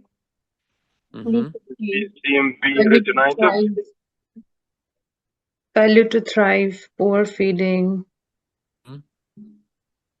What do you think? GBS? I just want to get the buzzword or thing that will suggest. Yes. I'm just trying to atypical make picture. everyone just try to think about it so you can remember it. So in a regular visit or routine visit, it's going to be your GPS or E. coli or Listeria. Listeria. Yes. When you find or you think about something different, Dr. Henry, it's any other symptoms except coughing and the runny nose or whatever it is. Because with CMV, you're going to think about something maybe happening to the liver. Do you have a hepatosplenomegaly? Do you find regularly a hepatosplenomegaly in a child with a pneumonia? No. Do you find regularly in a child with a pneumonia a jaundice? No. No. Do you find, Dr. Henry, that your favorite, which everyone who's fasting in this group dreaming about it, what they are dreaming about now? Chicken biryani. No, not chicken biryani here, unfortunately. Ask you, man. No. No. Blueberry Oh, the muffin. blueberry muffin. Yes, Blueberries. muffin. Yes. So if you find something is telling you, Dr. Henry, it's atypical presentation to you. It's not the regular one. That's when you're going to think about your CMV or HSV. HSV. Yeah. So please keep it in your head. Keep what is Sorry, the Dr. typical. Abdullah. Yes. Is the CMV like has a mononucleosis reaction so that we can memorize it? Say again, Dr. Andrew, please. CMV, does it have mononucleosis reaction so that we can memorize it when it has like splenomegaly and liver and when you said that? So Okay. you could remember it like this, but I do prefer, so CMV, definitely you need to remember what is the presentation because it's very common. They give you the child with the microcephaly, growth restriction, hepatosplenomegaly, jaundice, petechiae, purpura, and so on. Which hearing loss you're going to find it here? Sensorial hearing loss. Sensory neural hearing loss. Yes, yes. So what we need to remember here is, I didn't wish to go through the presentation, but if you wanted to know that's what mean for you atypical, Dr. Henry, I wanted you to concentrate and to focus everyone only on the age categories and what is the common ones and which one is the atypical. Common ones, it means that the patient is coming with a typical symptom, dyspnea, cough, whatever, crackles, whatever it is, you're going to think about it. Atypical ones, this means that you are finding something extra. You don't find it regularly with your pneumonia. Yes? So, okay. Doctor, what is CTP? CTP. What do you think CTP is, guys? Chlamydia, Chlamydia, pneumonia. Oh my God. So it's a Chlamydia trichonates pneumonia. I was gonna just joke about it, guys. You have no mercy. So, but anyways, okay. So yeah.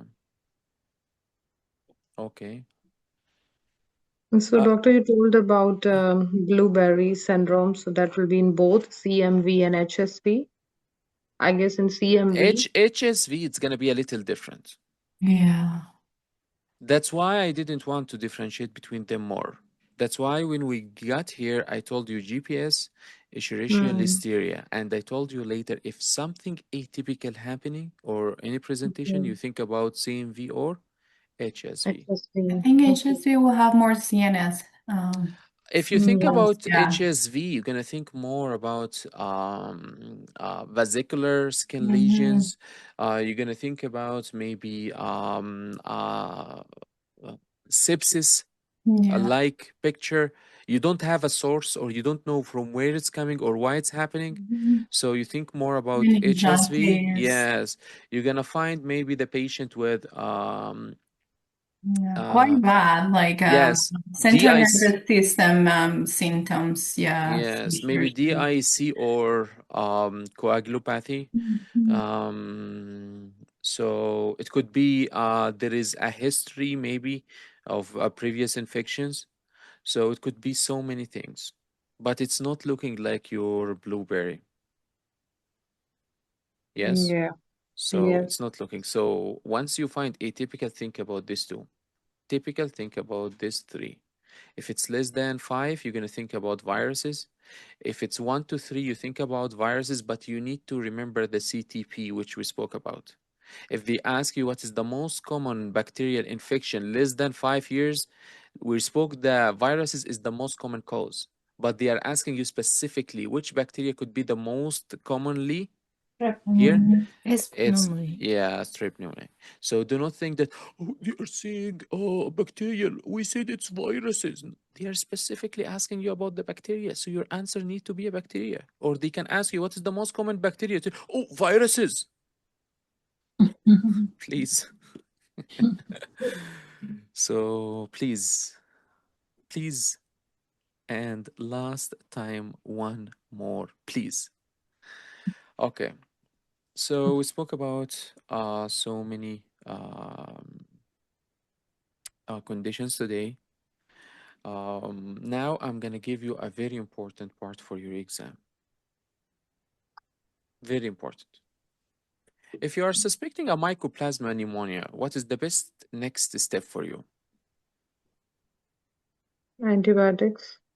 Which one? Macrolides. Microlides. Yes. Macrolides. Yes. Okay. So the next picture is a gift. Who's gonna get the gift? Who's wishing to take a gift for today, guys? I can, Dr. Abdullah. Okay, Dr. Sadi. Easy, simple, take it easy, and tell me, what do you see, Dr. Sadia? We're gonna master the X-rays today. Hopefully, inshallah. I'm gonna give you not everything, of course, because we don't have time to go through everything, but I'm gonna give you specific ones I want to share with you, and you need to remember it for your exam, definitely. Can I try? Yeah, you go ahead. Dr. Sadia. Dr. Sadia, I need you to tell me, please. Okay, there's obliteration on the right side of the chest, angle, and so once you see an X-ray, please try to do what I'm trying to do first. My eyes is falling on the problems. I look for the problems. How are you gonna find out that there's a problem? Compare for me, please, the right side with the left side. Yes. Do you see how the left side is looking more clear? Do you see how the right side here looking for you? yes, So is it good thing or bad thing? it's a bad thing. Oh, very nice. So what do you think is happening here? I think it's a effusion. Because the lung markings are not clear, and also the upper portion and the lower part of the right chest. It's not a fusion. I think it's a consolidation, could be Yeah, like it's a upper right consolidation because on the So fusion there should be a flat or yeah, in a fusion. if you look nicely here, Hmm. if you look nicely here, let me get the red color. If you look nicely to this X-ray, which you see in front of your eyes, you can see a consolidation which is forming here, or it's happening here. And on the same time, do not forget that it looks like maybe it's spreading down. Do you see how it's looking like here? Yes. Yes, so it's here mainly, but if you look down, it's maybe like this. Yes. So big. What is this? Ice cream. Ice cream. Cone ice cream. Yes, this was a test to find out who's hungry now. You guys are hungry. So that's how you find out if someone is hungry or not, Dr. Stephanie. Yeah. Psychological test.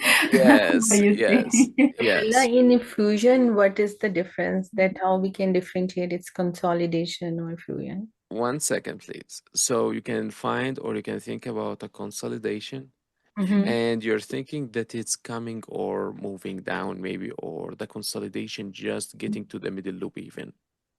So this is one of the kids who's really getting sick from a pneumococcal pneumonia. And they could end here in this with the two complications. What is the two complications which we spoke about? And pneumonic effusion. Okay, so okay.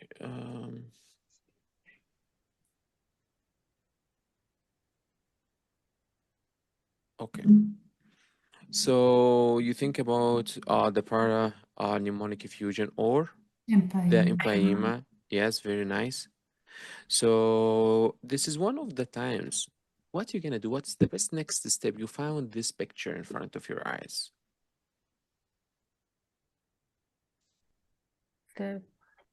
This patient is probably quite sick.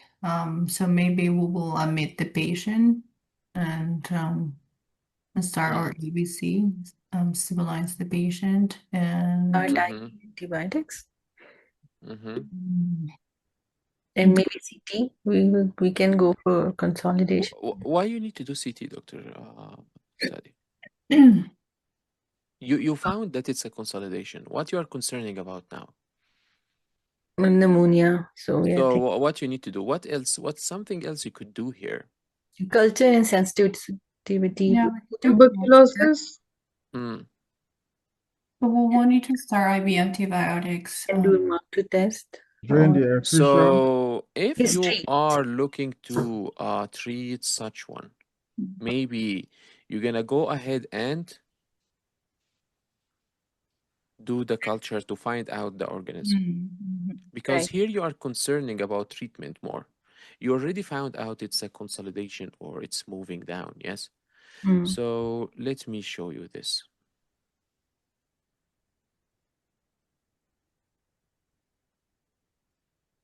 What do you see here, Dr. Sadia? It's also a consolidation.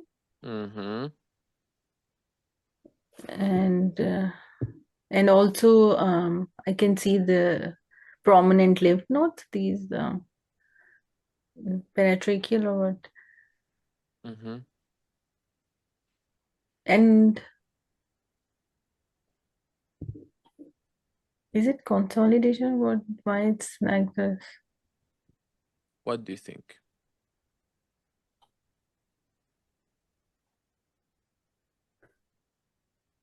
Oh, in chat they're writing patchy infiltration. Which one? Patchy infiltration. Okay.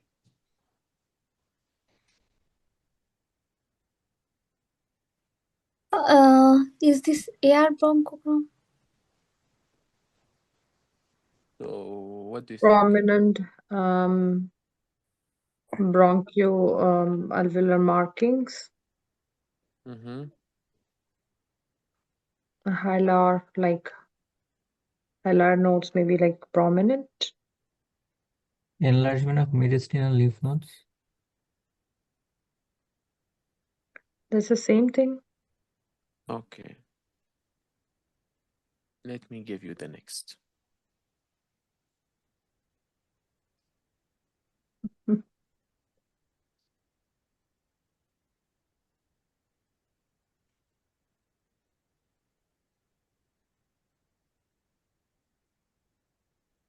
What do you think is happening here, guys? It's a widening of mediastinum. Here, doctor, this is a very good X-ray to differentiate or to think about very The last one, fusion. okay, you have one, you have two. What are you gonna think about? The number 2 is it could be like a fusion for The 2 is a fusion and the obliteration of the costophylanic angle. Mm-hmm. In the number 1, its infiltration is most probably to be pneumonia. So here you have two things. You have this part which is located for you here, and you have the rest which is here. Here you are thinking about the parapneumonic left pleural effusion, and you're thinking about the consolidation because it's more darker here. Okay. Did you see it? Yes. Effusion, it's gonna be like this. Yes, much, or the place is bigger, like here, whitish. Do you see it? Yes. Here, it's a consolidation is happening. How about this one? They are giving you the part which is located here. It's effusion? No, it's infiltration. Or the ribbon. Yes. But effusion should always be on the Consolidation. bottom. Is it Why on the Spreading, top? spreading of consolidation. Effusion, it's need to be just separated. Yes, it's not consolidated on one place.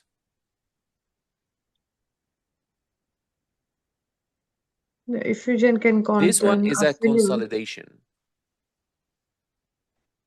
The number So one is consolidation? it's number one, it's consolidation here. Spreading of consolidation. So consolidation, you are thinking maybe it's happening on one place, yes? What do you think it is, guys? This is air. This is stomach. Oh, stomach shadow. Stomach air sign, right?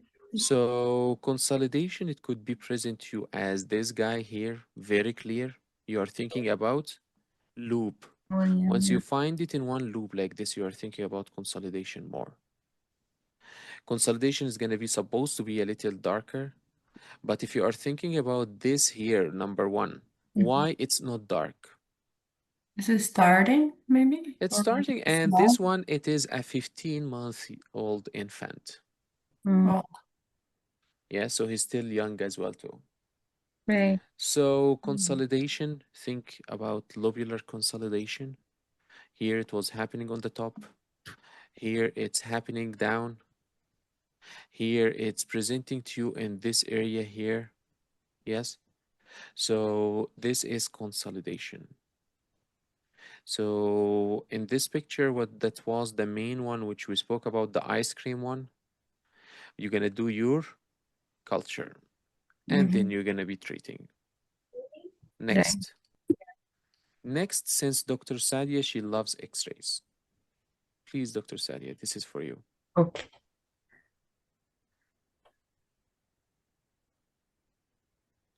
What do you think is happening here now? It's more darker in consistency. Is it Do you see any consolidation here? this is a noddle, and there is Dr. Stephanie, do you see any consolidation? no? Hyperresonance means pneumothorax. There is air and trap. Do you see any consolidation? No. Or maybe no. No, never No, change no, your no. answer, Dr. Stephanie. Never change your answer. So you can think that this lungs, which you see in front of your eyes, it's hyperinflated maybe. Emphysema. Yeah, so it's hyperinflated. 1 second, guys. Take it easy. And it's interstitial. Do you see how the pattern is going here? Right.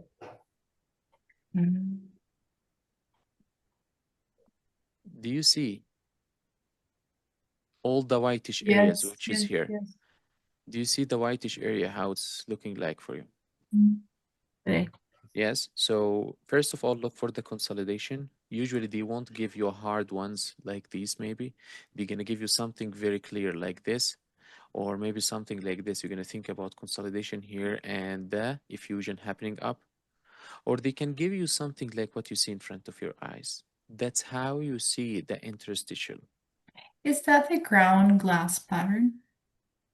Crown That's glass. what's considered for interstitial, You or could say it is the ground glass pattern, because it's very common for the interstitial diseases. yeah, Yes.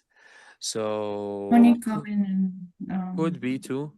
So remember, it's interstitial presentation for now.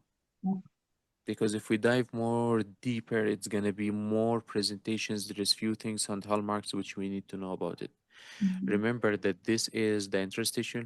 Remember that the lobular or the consolidation, which is happening in one loop, that's what we spoke about before this, the next.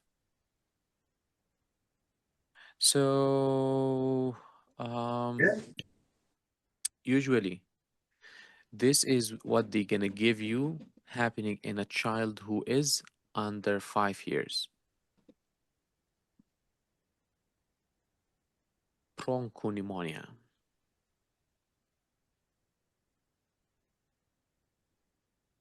Yes. So next one is very easy.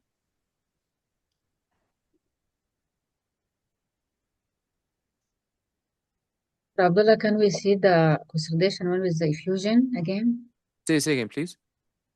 Can we see the one with consolidation and effusion? This one? Didn't get that, yeah. Yeah, this one. So, okay. What is the effusion? Effusion, you are thinking about what is happening here. The top. Yes? If it's not effusion and if it's not here, you see parapneumonic effusion, you're going to find it maybe blackish like this. Yeah, but you see it here. It's not consolidated. It's more than here. So it's going in a big area as well too. Yes, consolidation is here. So next one. What do you see, guys? I can see the collapse lung. And this can be due to either air or. This is I did like effusion, like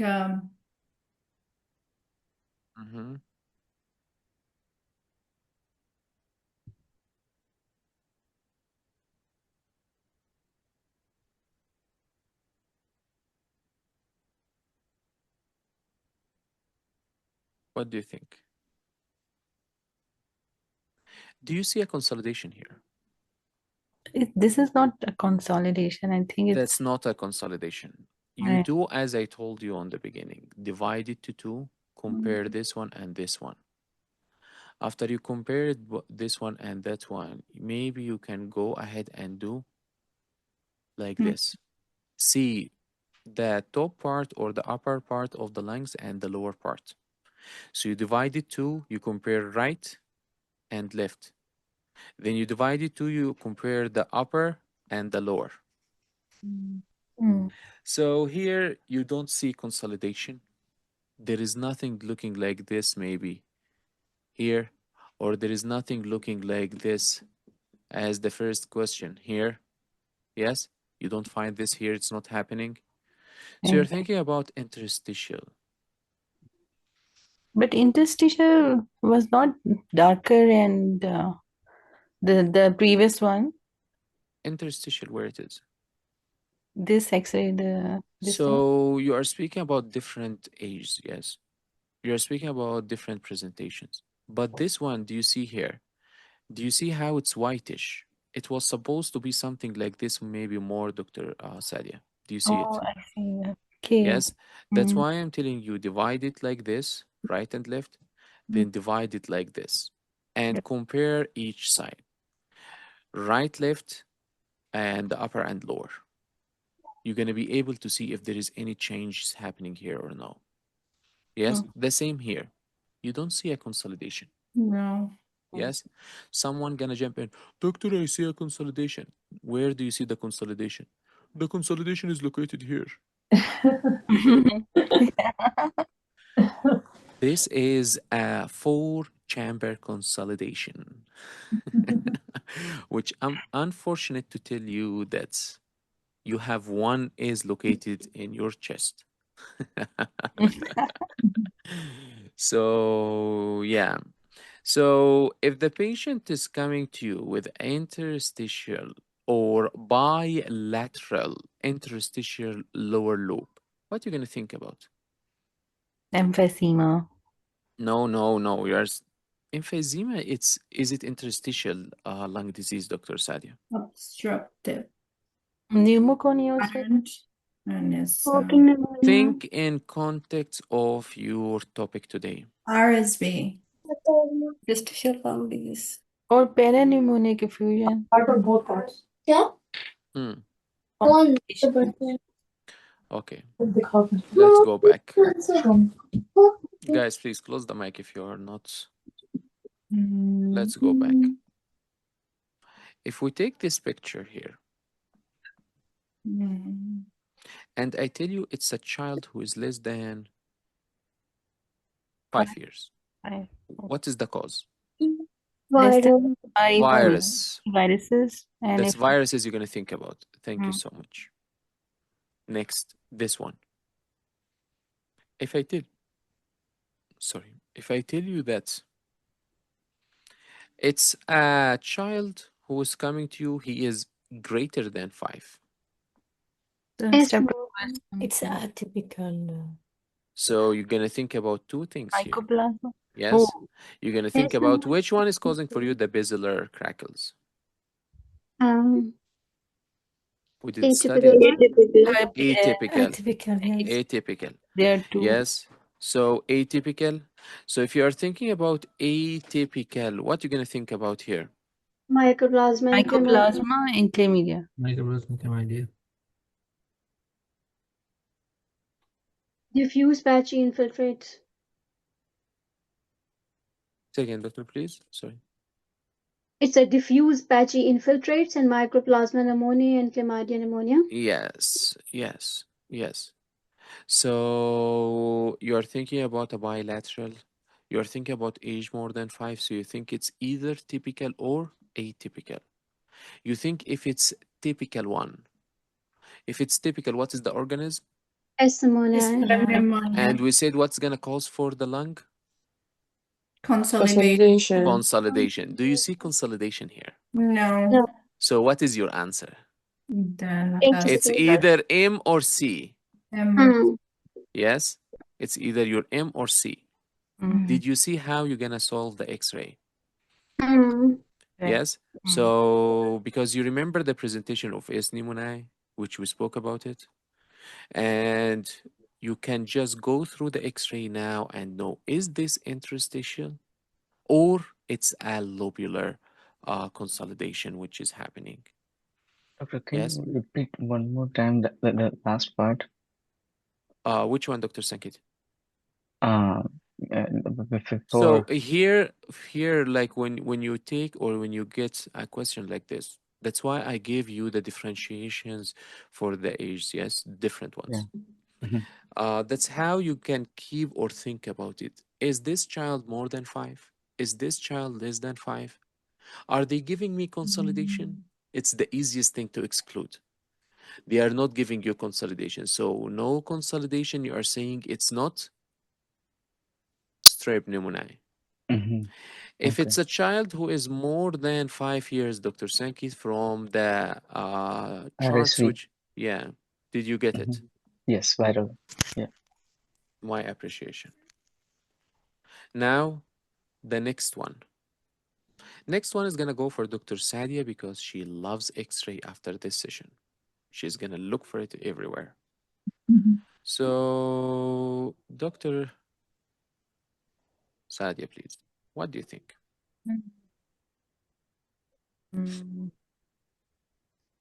This is consolidation.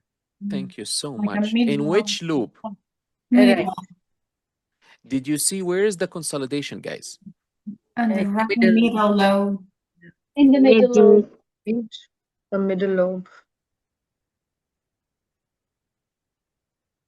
Oh, but the green thing is the air fluid level, Dr. Abdullah?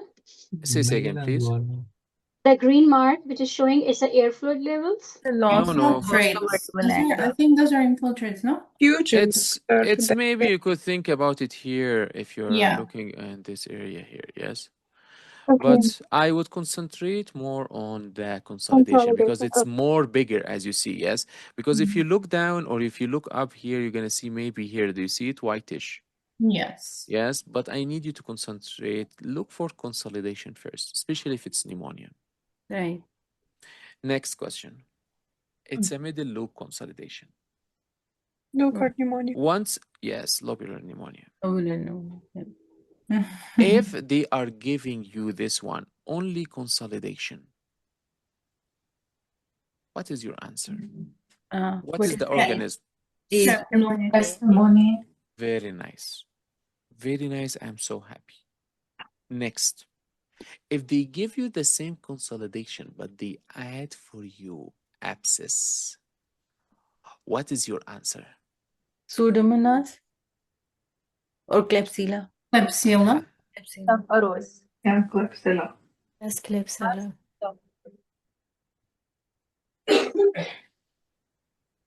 Will depending of the lobe, which lobe, upper We're lobe. speaking about the middle, yes? Okay, it could be the foreign body. Where is foreign body? It's like No. aspiration. Abscess. Abscess? Could be stuff. Okay.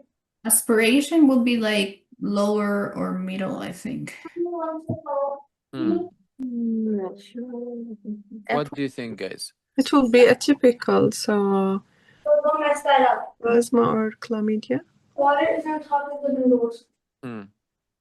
Legionella, maybe? Someone is saying mycoplasma or chlamydia. Please, doctor, come forward. Dr. Sajida. Dr. Sajda. Dr. Sajda, was it you? Who said the answer of chlamydia and mycoplasma? This is me, doctor. Up to Dr. Fida, yes. Dr. Fida, please tell me, what do you see for, or what do you see in the mycoplasma and your chlamydia? We spoke about it. It's atypical, yes. What do you see in it? What do you see in the X-ray? In X-ray? Yes. Actually, it should be with basal crackles And diffuse X-ray. patchy finding. Diffuse interstitial. interstitial finding. Yeah. Do you think that there is a diffuse interstitial patches No, or it's findings? lobular. You are saying consolidation. We said if it's consolidation, what you're going to think about? Pneumonia. Pneumonia. Okay. Strep pneumonia. So once you see consolidation, you need to think about strep pneumonia. Yes? But you said with say again, please, doctor. I said you said with abscess, so I think it is Yes, with abscess. So with abscess, it's not going to change with you to make mycoplasma or chlamydia presenting with a consolidation instead of presenting with interstitial. Yes, interstitial, it's interstitial. So if there is abscess, what are you going to think about? Pseudomonas or Klebsiella, maybe. Because atypical cannot present with abscess. Abscess is more severe and can present with fever and other symptoms. Right? The more bacteria that is the opposite. You should think about Streptococcus pneumonia or Staph aureus or Klebsiella or Pseudomonas. Yeah. Okay, I need you to remember the next. If they are giving you abscess, please remember for me. A abscess, A aureus. If you find abscess or you find cavitation or you find necrotizing pneumonia, think about aureus. Aureus. Staph aureus. If you find aspiration, Klebsiella. this is Klebsiella. If they give you abscess and you don't find aureus, Pseudomonas. do not pick Pseudomonas. Go pick Klebsiella. Okay. If it's a focal lobular or lobular consolidation in a healthy child, you think about S. pneumoniae. If it's abscess, think about A. aureus. If it's abscess and there is no aureus, you're going to pick Klebsiella. Klebsiella. If they give you aspiration, you're going to think about Klebsiella. How would they give you aspiration? And how would they give you? Is it on the X-ray or? So what is the history of aspiration, guys? A patient who probably has like problems swallowing or a low level of conscious, like an accident or like during surgery, or maybe patient with dementia and or Parkinson, like they have, problems. So aspiration, you're going to think maybe about, you're going to definitely look for the history. Seizures, maybe. Alcoholic. Yeah. Or maybe you have neurological disease. Or maybe you have a developmental delay. or maybe you have a patient with a cerebral palsy. So any patient who is getting or having a high risk with a swallow or a problem with a swallow in your questions, that can be a risk for aspiration. Aspiration. Yes. So, okay. So, Klebsiella, you think about aspiration pneumonia, you think about alcohol use disorder and patients with diabetes. You think about the abscesses. The main thing you think about when it's abscess, staph, Aureus. aureus. If you don't And find it there, Klebsiella. think about Klebsiella. So, Thank you okay. so much, Dr. Abdullah. It's very... Thank you so much. So,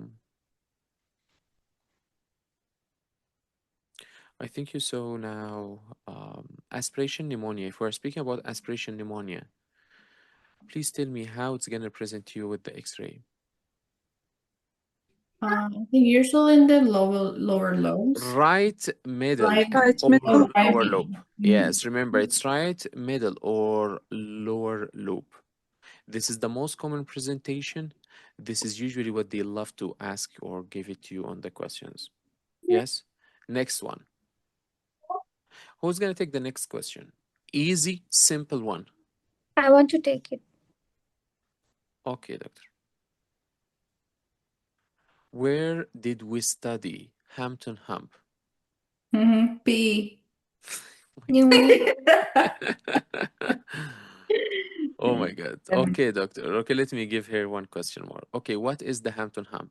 We did study it and we did have an CT for it. And you have the session in your YouTube or you find it on the YouTube.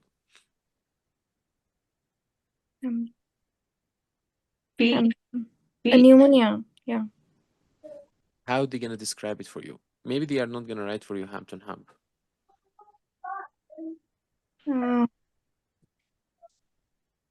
Wedge shape? Wedge Yes, shape? Yeah, wedge shape infiltrate. Yes, you remember the CT which we did study it. It's in So pulmonary wedge shape. embolism. What is the other sign which we did study for X-ray, Dr. Andrew? Selective For PA. amnesia. Yes. Stomach sign. I think there are 3 signs. Westermarck's sign. What is the findings on the ACG with PE? Diffuse ST elevation. It's like Diffuse T1, ST. No, no, no, no, 1 no. second. No, No, no, no, no, no, no, no, no. no, no. Sinus There is tachycardia. 1, 2, 3, something yeah, like 1, that. 2, 3. T1, 2, 3. S1, 2, 2 T3. something. One, S one T3. second, guys. One second, guys. Who did It's say, guys? S1Q3. Okay, Dr. Mark, please. Who did say that we're gonna find diffuse ST elevation? That's pericarditis. This Yeah, one that kills was pericarditis. It's me, Zoya. Okay, Dr. Zoya. Please, Dr. Zoya. WU. Oh no. Yes. So, okay. So it's right. So, no one said about the answer which I was looking for. The S1, 2, 3 is the one which you're speaking about. It's not the most common one. It's That's not the Non-specific ST changes. That's not the most common one. The most common one, I did speak about it in the video and it's written in your book 3 times. common one. That was sinus Sinus tachycardia. Sinus So tachycardia. much. Yes, Thank you so sinus much. tachycardia is a common one. It's written in your book. It's mentioned on the same page 2 times, and you're gonna find it repeated in one other chapter one more time. Please go look for it. Anyways, so we spoke about PE, yes? So the next,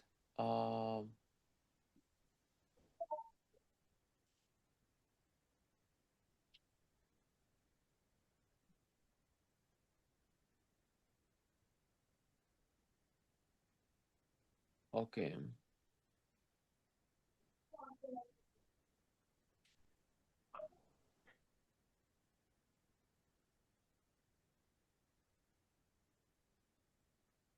Okay, we're going to go through one quick topic from your lovely chapter, which is your hematology. But I think I'm going to leave it now. I'm going to concentrate more on your favorite pneumonia. So, yeah, we did differentiate between all of them. We did speak about what is the findings, how you're going to find it, and so on. Next one is very important. Please concentrate. They love it. If they give you the next, so this is number 7. 7 for today.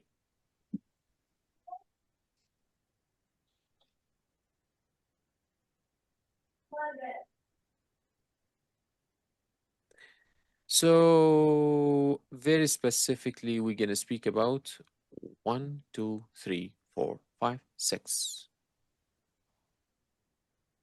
Okay, let's make it number 1.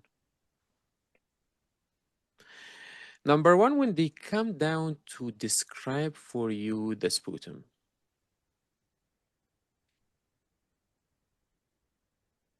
A patient is presenting to you with a rusty sputum. And when you do your x-ray, you're going to find your favorite finding. What is your favorite finding? Consolidation. Lobular consolidation.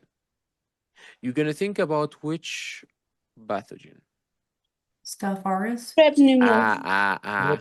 Streptococcus Dr. Stephanie WU. Stripped. Strep pneumonia.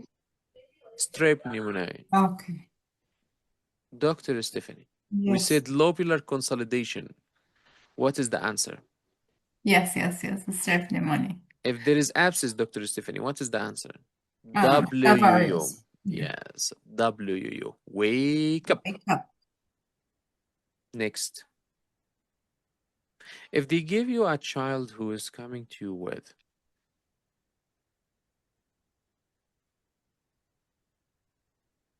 diarrhea, so it's number 2.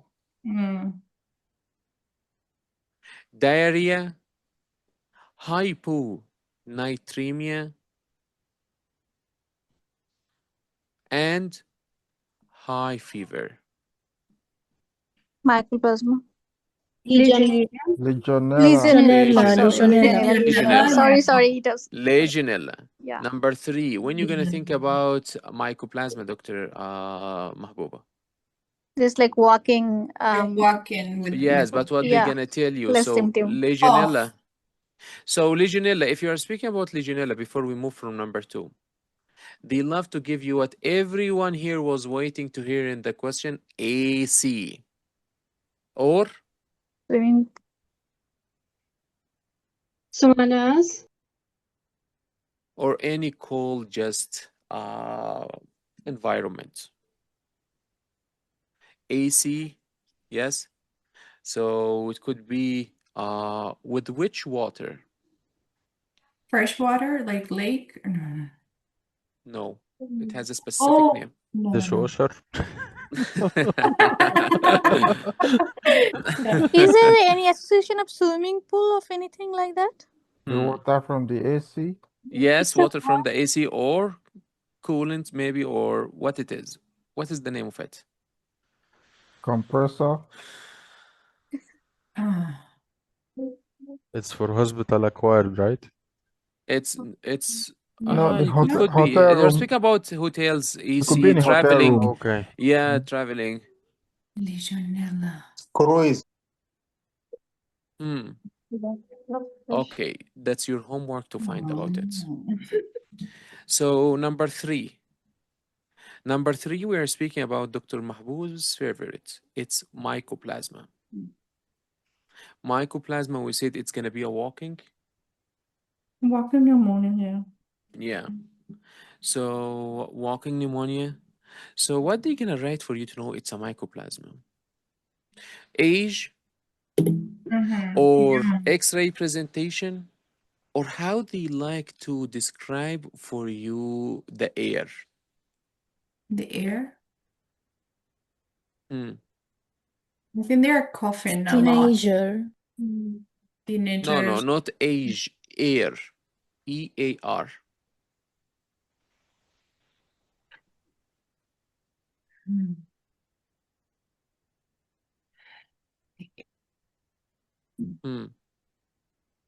Okay.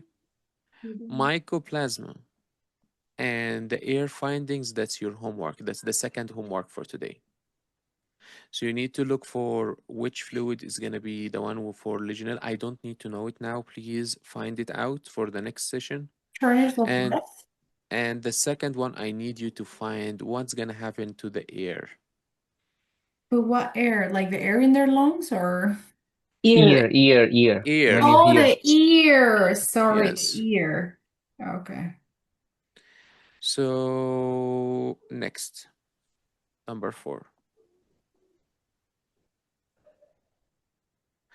If they're gonna go ahead and give you a current jelly sputum, Klebsiella. Klebsiella. it's gonna be Klebsiella.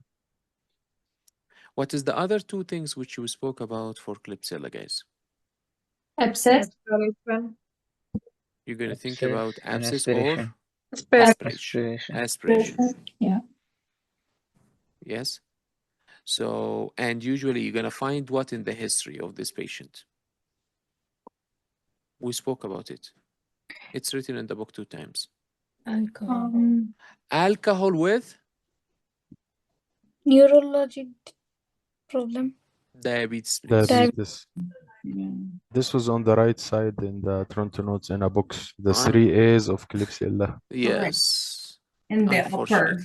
upper of the page. Yes, yes. So the 3 A's: aspiration, alcohol, and Abscess. Abscess. Abscess. okay. So abscess in the lungs, alcohol use disorder with the patient with the diabetes, and aspiration pneumonia. So definitely the last 2, you know them very nicely now. So the last one, number 5, it is your CTP. You know it. We don't need to speak about it. Very nice, very easy. That's the easiest one you're gonna see. And number 6, it is Staph aureus. When you're gonna suspect it's a Staph aureus, we said about it. Abscess. Abscess or what? You're gonna find what else? Or Necrosis. cavity or Consolidation.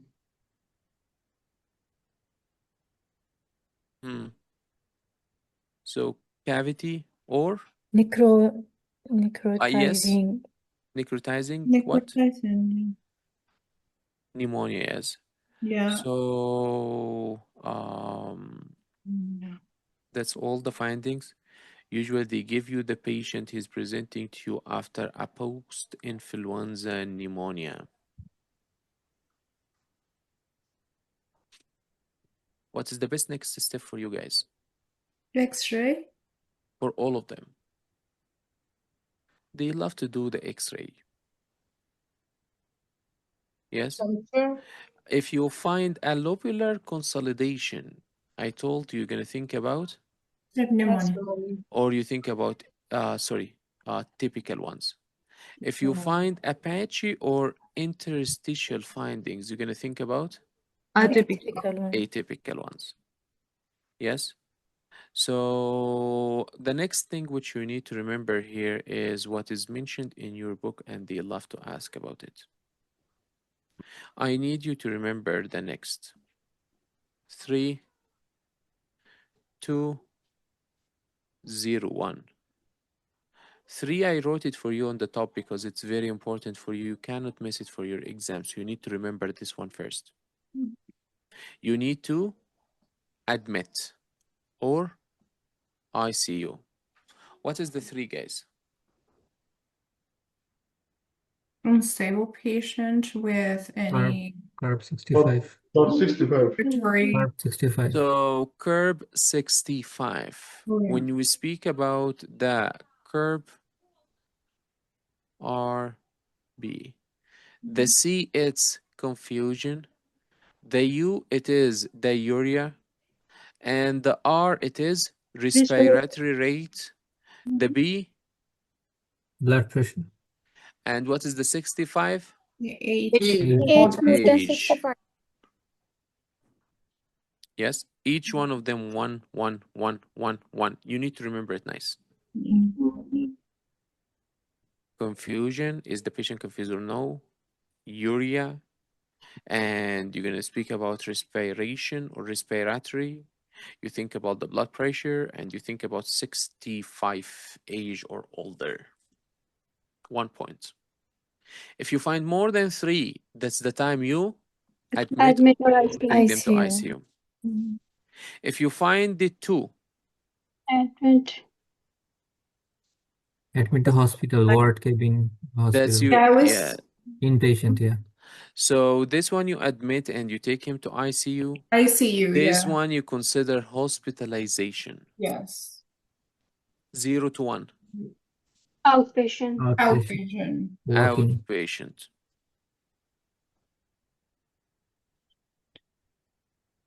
So, and as usual, as usual, someone gonna jump in. What do you think they're gonna say? Duty. Duty was yesterday or the He's day gonna before. say, What's happening, guys? Hmm. So, yeah. So that's usually what you're gonna find in your question. If you want to be following the TN 100%, Hmm. you need to remove this.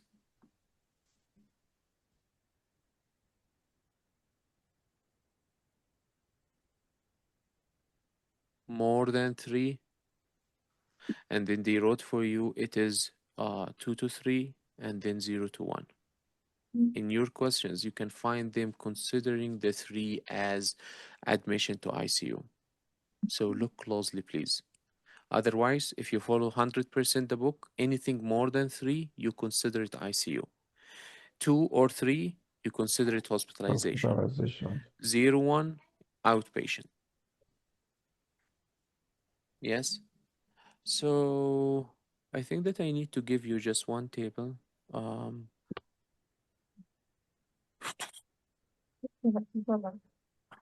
Yeah, there were a few questions I wanted to share with you, but About this score, curves score, when I have to use it. say again, doctor. When I have to use this curves score. It's any patient you need to find As you out have how. 20%. Yeah, when you say the patient, you need to know, do I need to hospitalize this patient or I need to do or I need to discharge him? How are you gonna treat the patient? Yeah, for pneumonia treatment, like what we will manage. You need to do it. Yeah, that's how you need to know, or that's what's gonna tell you, are you gonna treat this patient outpatient or no? If you remember when we studied, what we studied today, inpatient and outpatient. We spoke about ceftriaxone IV and you add vancomycin on it. What it was? Complications of the pneumonia we're gonna meet. Yes, but complication of which bacteria or which one? It's pneumonia. For Strep pneumonia, inflamed, yes. yeah, and Yeah, then if you we're find gonna it need complex. IV. Yeah, That's right. Yeah. Let's go to the book. Life is hard with the QA1, guys. So next question, it's super easy. Who's gonna take it? I can take it, doctor. So a 25-year, yes. I'll take the next easier. Okay, so a 25-year-old man presents with a sudden onset of a pleuritic chest pain and shortness of breath. He has a history of asthma, and on examination, his blood pressure is 90/50. His heart rate is 120. His respiratory rate is a 35, and his oxygen saturation is 90% Pneumothorax. on the room air. There is an expiratory wheezing on the left side as well as decreased breath sounds on the right side. What is the diagnosis for you here? Yeah, pneumothorax. Could be bacterial, secondary bacterial infection. This could be spontaneous pneumothorax, because it says that it doesn't. There are no like the blood pressure is low. Like this patient is really affected. Blood pressure is low, and then he has tachycardia and oxygen is low, and then Yeah, but why not absent. PE? Someone's gonna jump in and do the PE. Why it's not PE? It could, yeah, it So could what be is the two. answer? Then, yeah, no, I think it's PE actually, because you mentioned at the beginning that it's pleuritic chest pain, no? Mm-hmm. Yeah, so, yeah, should be okay. Bacterial. Um, mm. So he's young, asthmatic with chest, acute pleuritic chest pain, and vitals are low. Aspiration is low.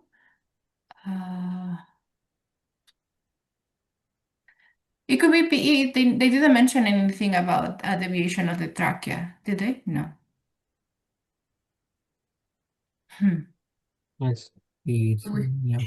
Dr. Stephanie, Yeah. what is the difference between pneumothorax and tension pneumothorax?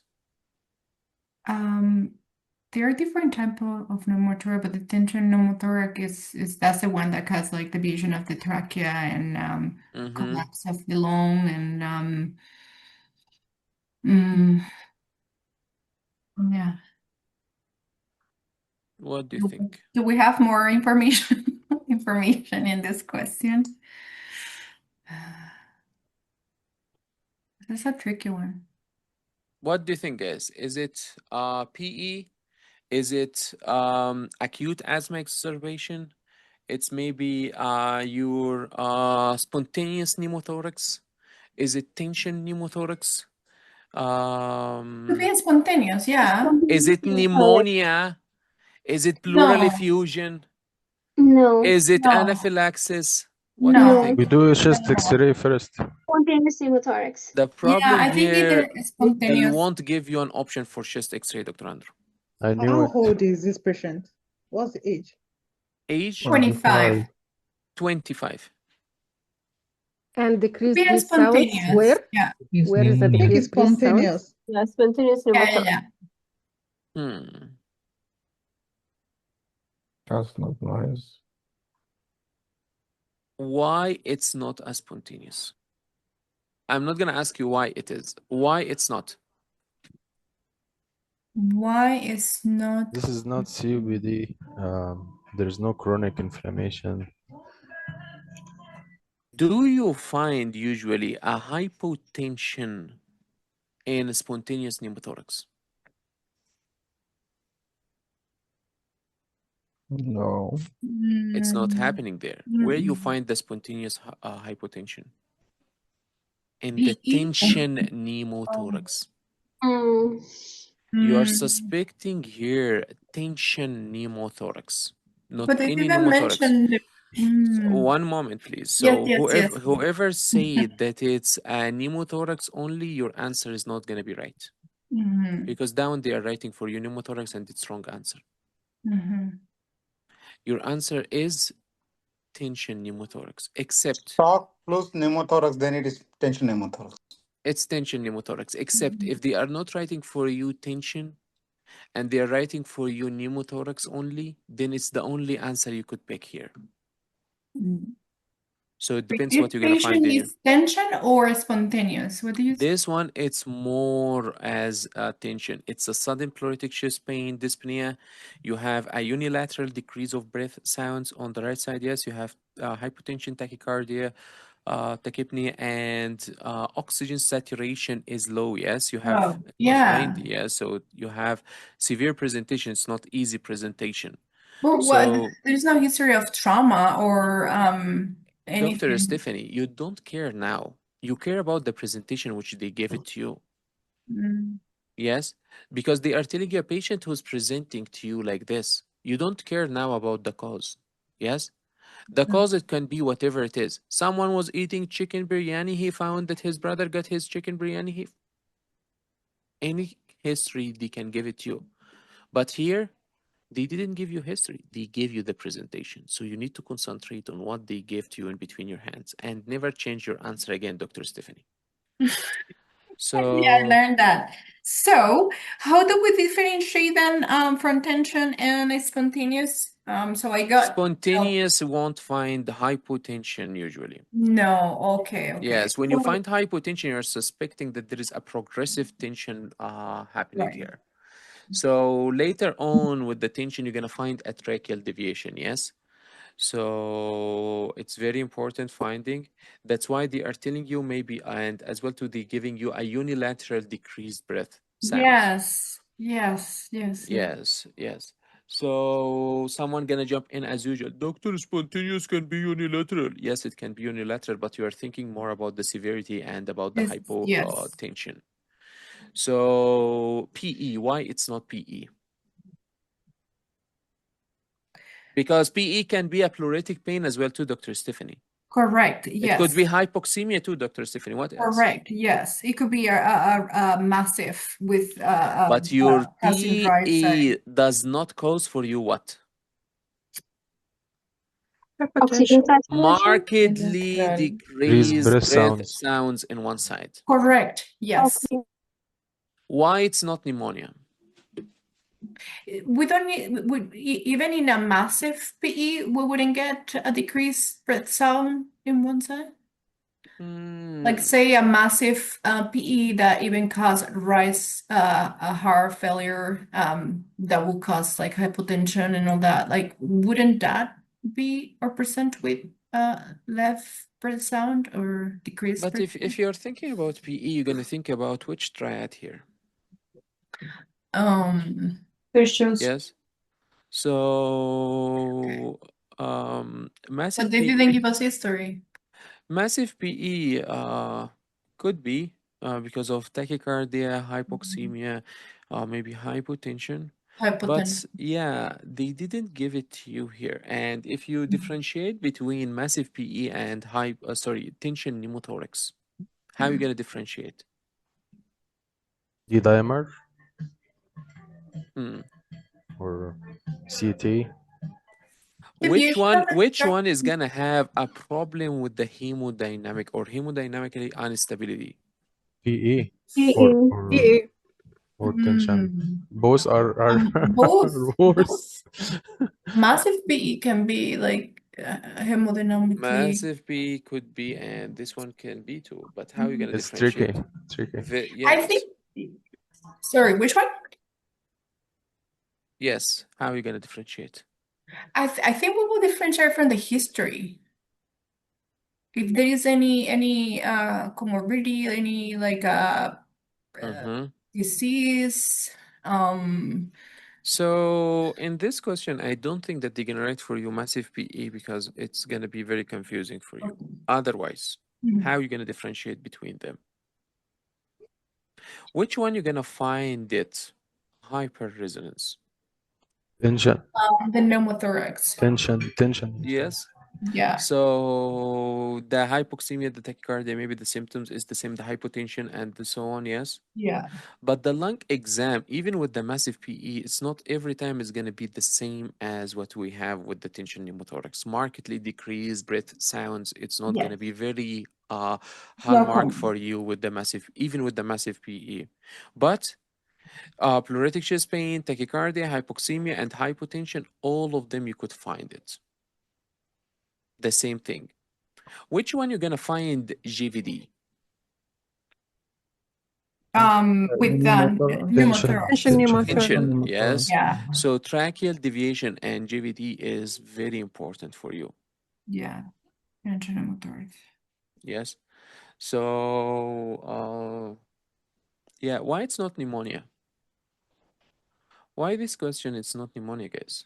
It wouldn't show with that acute session. What is the symptoms after today's session you need to master pneumonia? Yeah. Cough, fever. So what is the sign which I told you about? Once you see it, you're gonna say it's pneumonia. Regardless what is the cause. Consolidation. Not the consolidation. I told you something else. Dullness. No, something else I told you about it. It crackles. Yes, someone was saying it in the background. Crackles. Crackles. Yes, I they missed love that. to give you crackles. Oh. Yes. So, and pneumonia, do not forget that it's not going to be a shock-like or decreased breath sounds here, and the patient is hypotensive, tachycardic, and so on. It's not going to be so bad, Wow. like except if you have, of course, a systemic infection or something very severe, then you could think about it. The next one. If they ask you about which organism is the patient is gonna get from a ventilator, Pseudomonas. it's Pseudomonas because we said Pseudomonas, it's gonna be with a CF or any untypical presentation, yes? Mm. If you come down, you don't find your Pseudomonas. Pseudomonas is not written for you. What is the answer? Mm. Is it coagulase negative staph? Something like Klebsiella. Staph. It's gonna be Staph aureus. Mhm. We are speaking about patient who is under or on ventilator. Please think about both of them, very important. Next. So why the patient or which patient is going to present with a rusty color sputum? Strep pneumonia. Strep pneumonia. Why it is rusty color? Because of the blood. The blood oxidized. Blood yeah. Yes. So, okay, they are writing for you here, or they are speaking about etiologies and risk factors. You can just go through it. So increased risk of aspiration, they wrote it for you here. We spoke about it as well too, yes. So you can just go scan through it quickly. We did go and we did read it. We spoke about the aspiration pneumonia, which is commonly presenting in the right, middle, lower, and lower, yes. We spoke about the 3 A's, yes. And we spoke about the current jelly sputum. Did you find the information which we were speaking about, guys, from where it came? Yes. So we spoke about typical and atypical. Typical bacteria, we spoke about it the whole day we were speaking about it. Very important. Atypical ones, we said, we spoke about the walking pneumonia. We spoke about the Legionella, what you're going to find in the history. AC, maybe yes. Or patient who did travel. Or they can ask you what you're going to ask this patient about or which history you're going to take. You're going to take a history of travel or maybe traveling history. So, okay, next one. Next one. Dr. Andrew, please. A 68-year-old woman visiting from another country presents to the emergency department with a fever and shortness of breath. An influenza-like illness and secondary pneumonia are diagnosed. She needs to be hospitalized and to receive antibiotics and oxygen. But the family does not have any health insurance coverage or, health insurance coverage. What is the best next step for you? we will treat as emergency, and the billing thereafter can be dealt with the administrative team. Billing can occur thereafter. Just proceed for emergency treatment. If she is in need, advocate for the patient. If she is in need for that emergency treatment, I'll proceed, provide that treatment, and billing can be dealt with thereafter.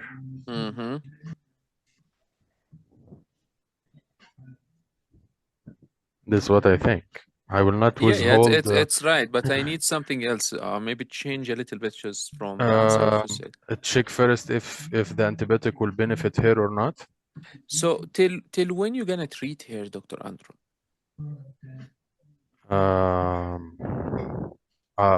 What findings will guide me stopping the antibiotic? Till when you gonna treat her? I don't think it's when, till which status she will become. Like if she's stabilized, if the oxygen level, the fever. Because the answer gets, so your answer is till when? Till when? Yeah, so if you answer the question till when, that's gonna be the answer which I'm looking for. Time is relevant. Relative. Time is So just easy as what you were stable saying. until the patient is stabilized. Thank you so much. I Offer told you that. yes. Offer the patient or inpatient care until it's safe to treat outpatient as an outpatient. Yes, Got it. that's what you need to remember, because you're gonna go down, admit and charge them later, admit and transfer the payment to whatever it is, admit and ask for the payment, or give them a chance to look for a payment source or whatever it is, or to apply for the. So they're gonna give you all the options looking the same.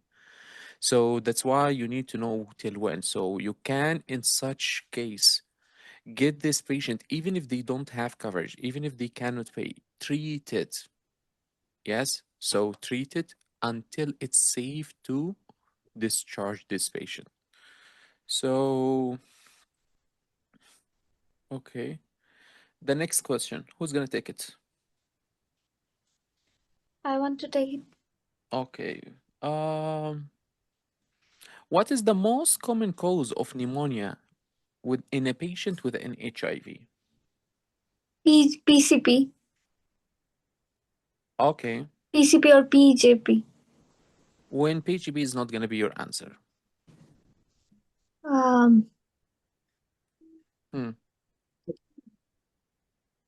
Would the CD4 count if more? What do you think? When the CD4 count is less than 200, it is PJP. When it is less than 100, it's toxo. And when it is less than 50, it is mycoplasma.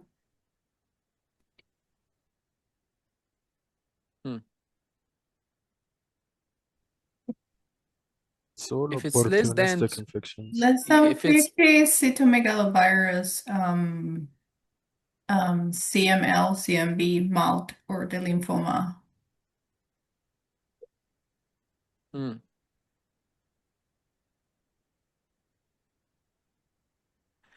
If they are asking you what is the most common pneumonia in HIV, your favorite, which we spoke about. When you stuck, what is the answer? Streptococcus Pneumonia. Strep pneumoniae. Really? Yes. That's Yes, the that's most if common? one second, Dr. Stephanie. Oh, If they give you CD4 count less than 200, that's the time you go for BGP. yeah. Yeah. So yeah, But I think another type of pneumonia is mentioned with HIV too that is common. I just cannot remember. which one?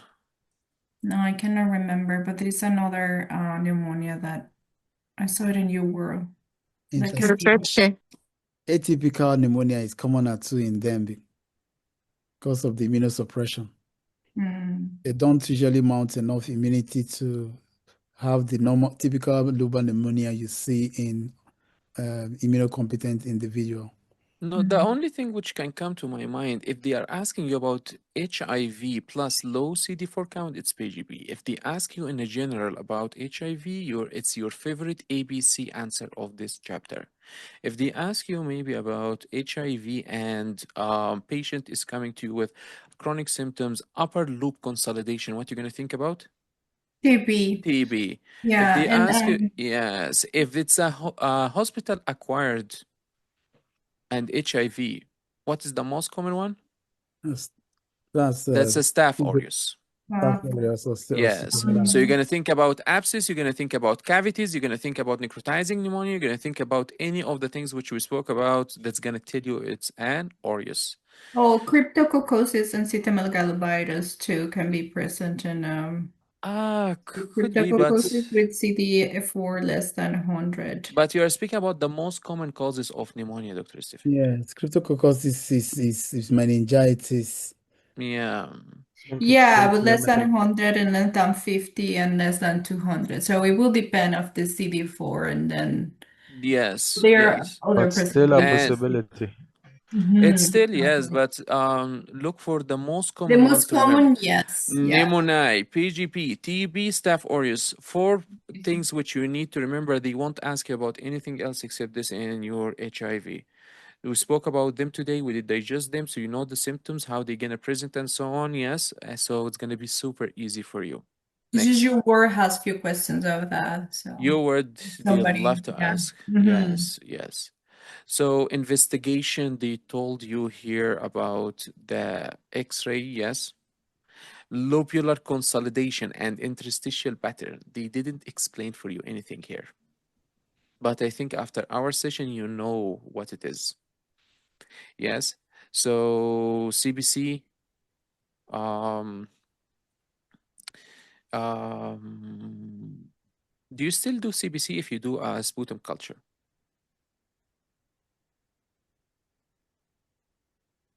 I think so. Yes. You still can do it. If you look to the next point here, they wrote for you sputum gram stain, yes, and they wrote for you blood culture. Yes, you still can do it because you're looking for an infection. So they are telling you ABCs as usual, yes. We are not going to speak about it much. We spoke about the curb, yes. So this is your curb here, 65, which we spoke about it. You need to remember it nicely. ICU, hospitalization, outpatient, we did speak about them. Next one, they are writing for you loop or lobular pneumonia. Do you see how it's looking like? And the bronchopneumonia, it's the one which we had later. You remember it? It was like this, yes? You see? It's happening like this. And interstitial pneumonia, whitish. Yes? So that's how you see them. What you need to remember here is very important. What is the name of the first male in this word? Adam. Adam. Adam. What is Adam's son name? AMR. Yes, very nice. So his son, we call him Amr. Is this in the Bible? That's the new information, Dr. Yeah. Andrew. I'm accepting all information now. Is it not Cain? Yeah, Adamu gave birth to Cain. No, Adam gave birth to Amr because now you are studying QE1. The answer in Toronto notes, guys. Yes, the answer in T. So Adam, the A is amoxicillin, the D it is doxycycline, and the M it is microlate. And you go for Adam if there is no comorbidities. He just came to the earth. Yes, there is no risk factors. There is nothing. He just arrived.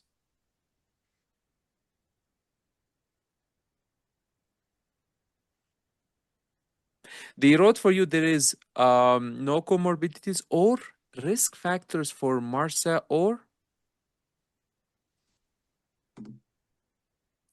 because we spoke about MRSA. If you have MRSA, what you're gonna treat with? So it's gonna be very severe. Yes, we spoke about severity. You usually are giving if it's severe and admitting the patient. What you're gonna give the patient?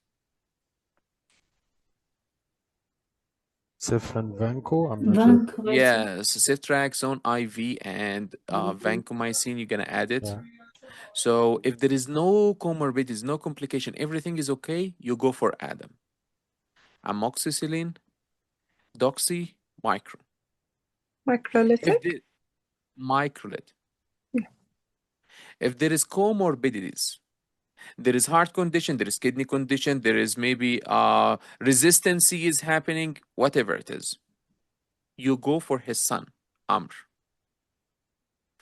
Amr is your amoxicillin or amoxiclav.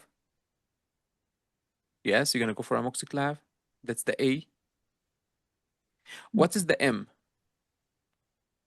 Macrolide. Microlide. What is the R? Respiratory fluoroquinolones. Fluoroquinolones. Where we gonna avoid to use the fluoroquinolones? Question. QT? QT. How about age category? Children. Less Do than you 9 do years. you give fluoroquinolone in kids? No, you don't give less No. than 9 years. You don't give it for kids. Until what? Yes. So until what age, guys, we don't give it? 9 years, 9, I think. 8? So 16? I know 9. 8 or 9, yeah. Can you use the arm for when there is risk for MRSA? Marcel will be Banco or... Zanco and yeah. Doctor, could you For repeat that? third generation, I think that's for MRSA. Usually, you are using it, or Vanco, you're adding to it Vanco, because if you think it's MRSA, it's going to be severe. So most probably you're going to admit. So most probably you're going to start with your IV. Yes. So Doctor, could you please quick repeat the medication of choice for like that you were mentioning? which one? So if it's no comorbidities, you sneeze go it. for Adam. If it's comorbidities, you're gonna go for Amr. Is that what you wanted to hear, Dr. Stephanie? Yeah, I guess so. I missed that part, but that's fine. Yes. So Comorbidity is AMR? Amr. AMR? AMR. AMR. Thank Yes, it's AMR. you. And no is AMF. Which one? No comorbidities? No morbidities, it's Adam. Adam. ADM. Amoxicillin, doxycycline. Yeah, someone gonna jump in, doctor, there is no A here. No, please, just remember it. Yeah, I missed all that. Okay, sorry. Thank you. So, No, Dr. no. Abdullah, just a quick question. So, there will be for Amr, there will be two drugs, one from the first two, and we have to add either macrolide, doxycycline, or respiratory fluoroquinolone. Is that like that? If there is no comorbidities is happening for here, you're gonna go ahead and treat with any of them. You are treating outpatient. Comorbidities or no comorbidities on the first Amr and Adam, both of them you are treating outpatient. What outpatient means for you guys? Do you have IV line outpatiently? No. You Oral. give one, you give one. All of them, Dr. Mahbouba, it's written or.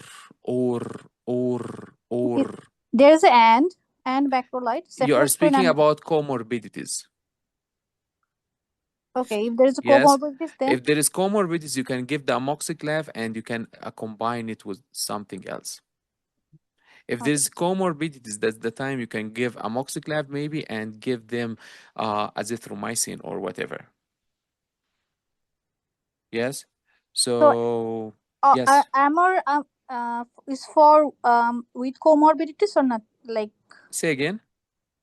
so Adam is for with nothing, like outpatient, no comorbidities. Adam, look in the book, please, so you can remember it. Because if I keep saying it 300 times, you won't remember it if you don't see it where No, it is I in the see book. it. ADM. Yes. Yeah, that's No, fine. no. Did you see it where it's written in the book?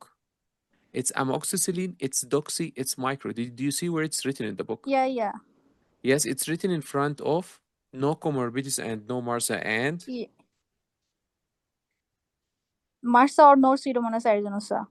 No risk factors. Yeah, if there is comorbidities, what you gonna do? Amoxicillin clavulanate or cephalosporin. So you're gonna give amoxiclav or cephalosporin plus you add on it microlide or doxy. Did you get it? Okay. You give two drugs here. Yes. If it's so you give amoxiclav or cephalosporin and you add on it microlide or doxycycline. If you don't find this your option, the other point for you is to go ahead and give Fluoroquinolone. respiratory fluoroquinolone. Yes. So comorbidities, think about combined therapy. You are doing two things, or give the respiratory fluoroquinolones. Yes? When you're gonna avoid fluoroquinolones? Young patients, Young. Mm-hmm. QT, patients with QT disease. Mm-hmm. Young patient, children. Tendon rupture is Children, yeah. in young patients. Tendon rupture. It's Less than also 5 teratogenic, less not than in 5 years. pregnancy. Less than 5 years of patients. What else?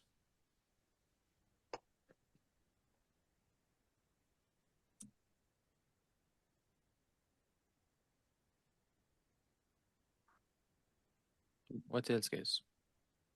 I don't know, pregnancy. Can cause tendon rupture. So usually you are trying to avoid it in any young age. And when you say young age, you're speaking about infants or young children. You don't use it as a first line to treat your community-acquired pneumonias. It's not the first line for you. You remember when you are giving in case of the comorbidities, you can give it alone, or you can give amoxiclav or the cephalosporin. Plus, you add on it your microlide or doxycycline. So next point, when you're gonna treat inpatient, and definitely you know now, when you're gonna say it's outpatient treatment and it's inpatient. Did you know it, guys? Sorry? Do you know how to find out is it inpatient or outpatient? With the curve. Thank you so much. From 65. Inpatient, yes, inpatient. So inpatient, what you gonna give? We say We said, so they Ceftriaxone. wrote for you the first thing here for you, the beta-lactam. Please, Dr. Mahbouba, concentrate because you're going to repeat all the table for me. Beta-lactam.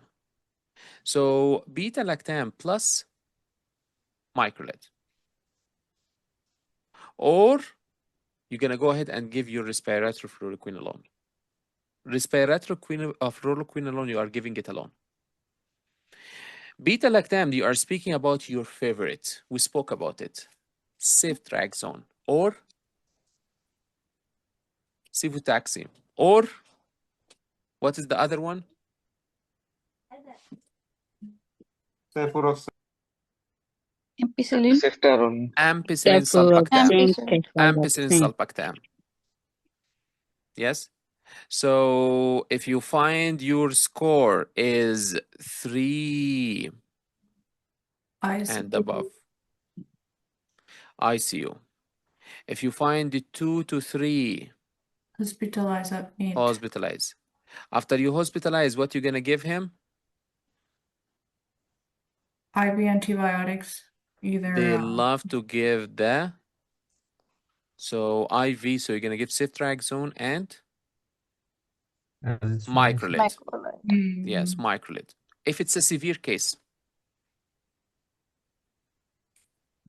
Then we will add Vanco. then you add Vanco, or they wrote it for you here. You can give the beta-lactam and fluoroquinolone. Here you did combine it. I'm going to repeat it again. Fluoroquinolones, you are not giving it with something else except if it's inpatient and it's very severe presentation. You can start with IV ceftriaxone and microlide. If they don't give you the microlide, you still can add vancomycin. If they don't give you this and that, and they give you a severe presentation, you're going to combine it with fluoroquinolone. Again, I'm going to repeat this table once more. Then Dr. Mahbouba going to repeat it. Then we're going to pick someone randomly to repeat the table. Dr. Mahbouba, are you ready? Yeah, okay. If there is no comorbidities or no risk factor for MRSA or Pseudomonas, you're going to go and remember Adam. Ampicillin, amoxicillin, doxycycline, and microlide. If there is comorbidities, you're going to remember his son, Amr. You're going to remember amoxiclav or cephalosporin, of course. Plus, you're going to add on it another drug. The other drug is going to be microlide or doxycycline. If you don't have any option for combination, you're going to go for respiratory fluoroquinolone.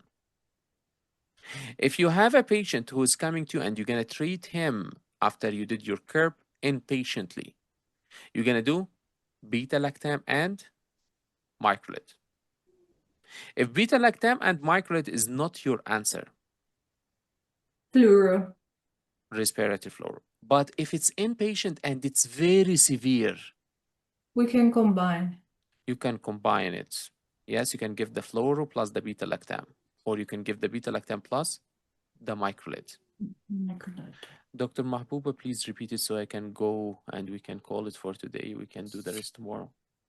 Okay, if the patient has no risk factor, no comorbidity, no Pseudomonas infection, so we treat the patient as outpatient, and we start with ADAM, that is amoxicillin and or doxycycline or a macrolide. And then if there is a comorbidities, then we go for his son Amr, that is for A for amoxiclav or cephalosporin, M for macrolide or doxycycline. And if there is severe and we have no other options, we can give like a respiratory fluoroquinolone. But if it is very severe case, not indented. So you need to revise it all, or revise all what we did today. Should I finish the rest? I see you. Okay, I remember Okay, it. No please, worries. yes. Yeah. So yeah, the last point here, it's on this topic, it's the prevention. Please go through it. Usually you need to remember that vaccines or the influenza, you are giving it for anyone who's more than 6 months. So you are trying to give it annually, yes. So vaccine for influenza A and B annually. Yes. So the Pneumovax, you are giving it for which patient? Pneumovax.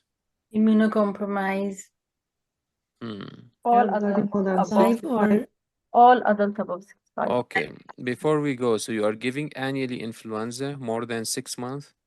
COVID, for what age you're gonna give it? More than 5 years.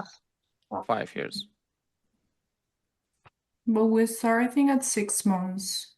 You can start at 6 months as well too. Yeah, there is Yeah, a dosage of 6 months. yes. But if it's only severe conditions, Dr. Stephanie. So they wrote for you here, there is a high risk for a severe illness. Otherwise, you are doing it at 6. Why? Or 5 years, sorry. Why they are doing it at 5 years usually? Because they are still not sure 100% what is the side effects of this vaccine yet. Well, my Yes. baby got them all at 6 months. Say this again, please. Doesn't have any respiratory. Like my baby was given COVID.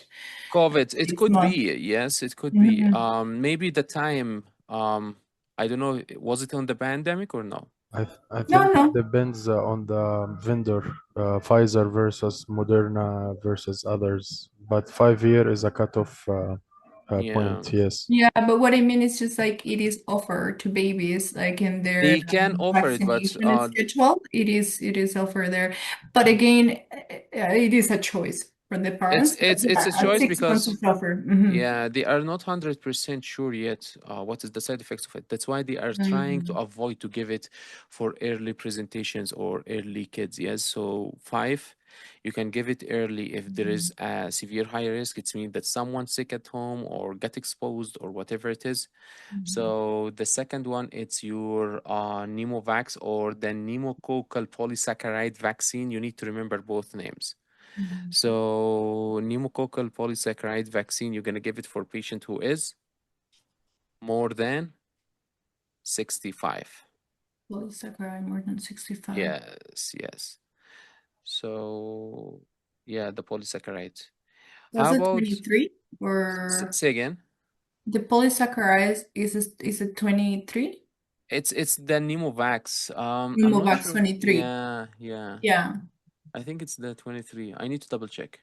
Yeah, it's down there, Pneumovax 23. Yeah, because I think I confused them. Like, when do we There give is the 22.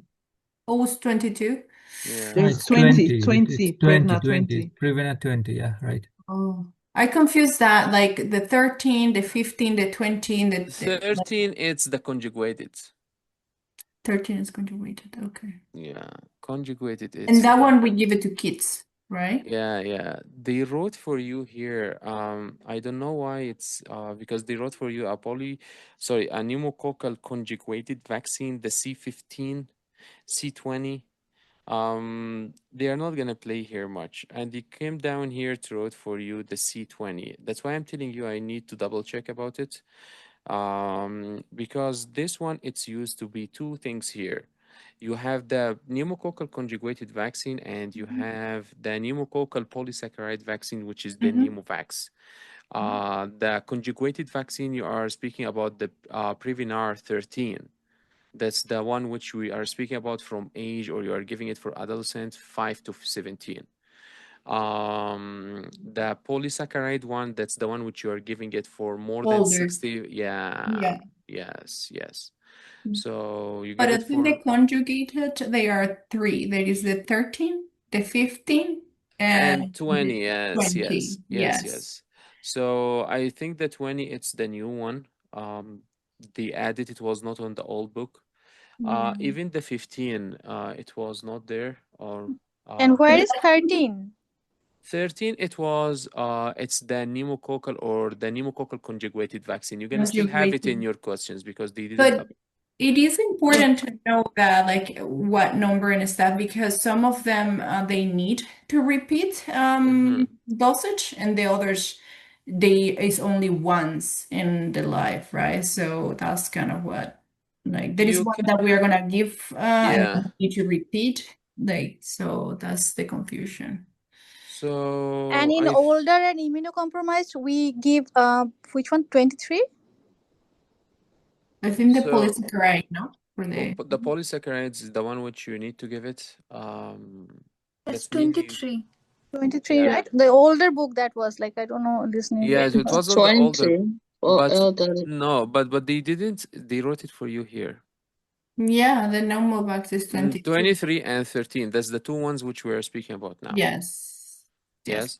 So remember the influenza, you're gonna give it for any child who is more than 6 months every year. COVID, you're gonna give it for the kids who is more than 5 years.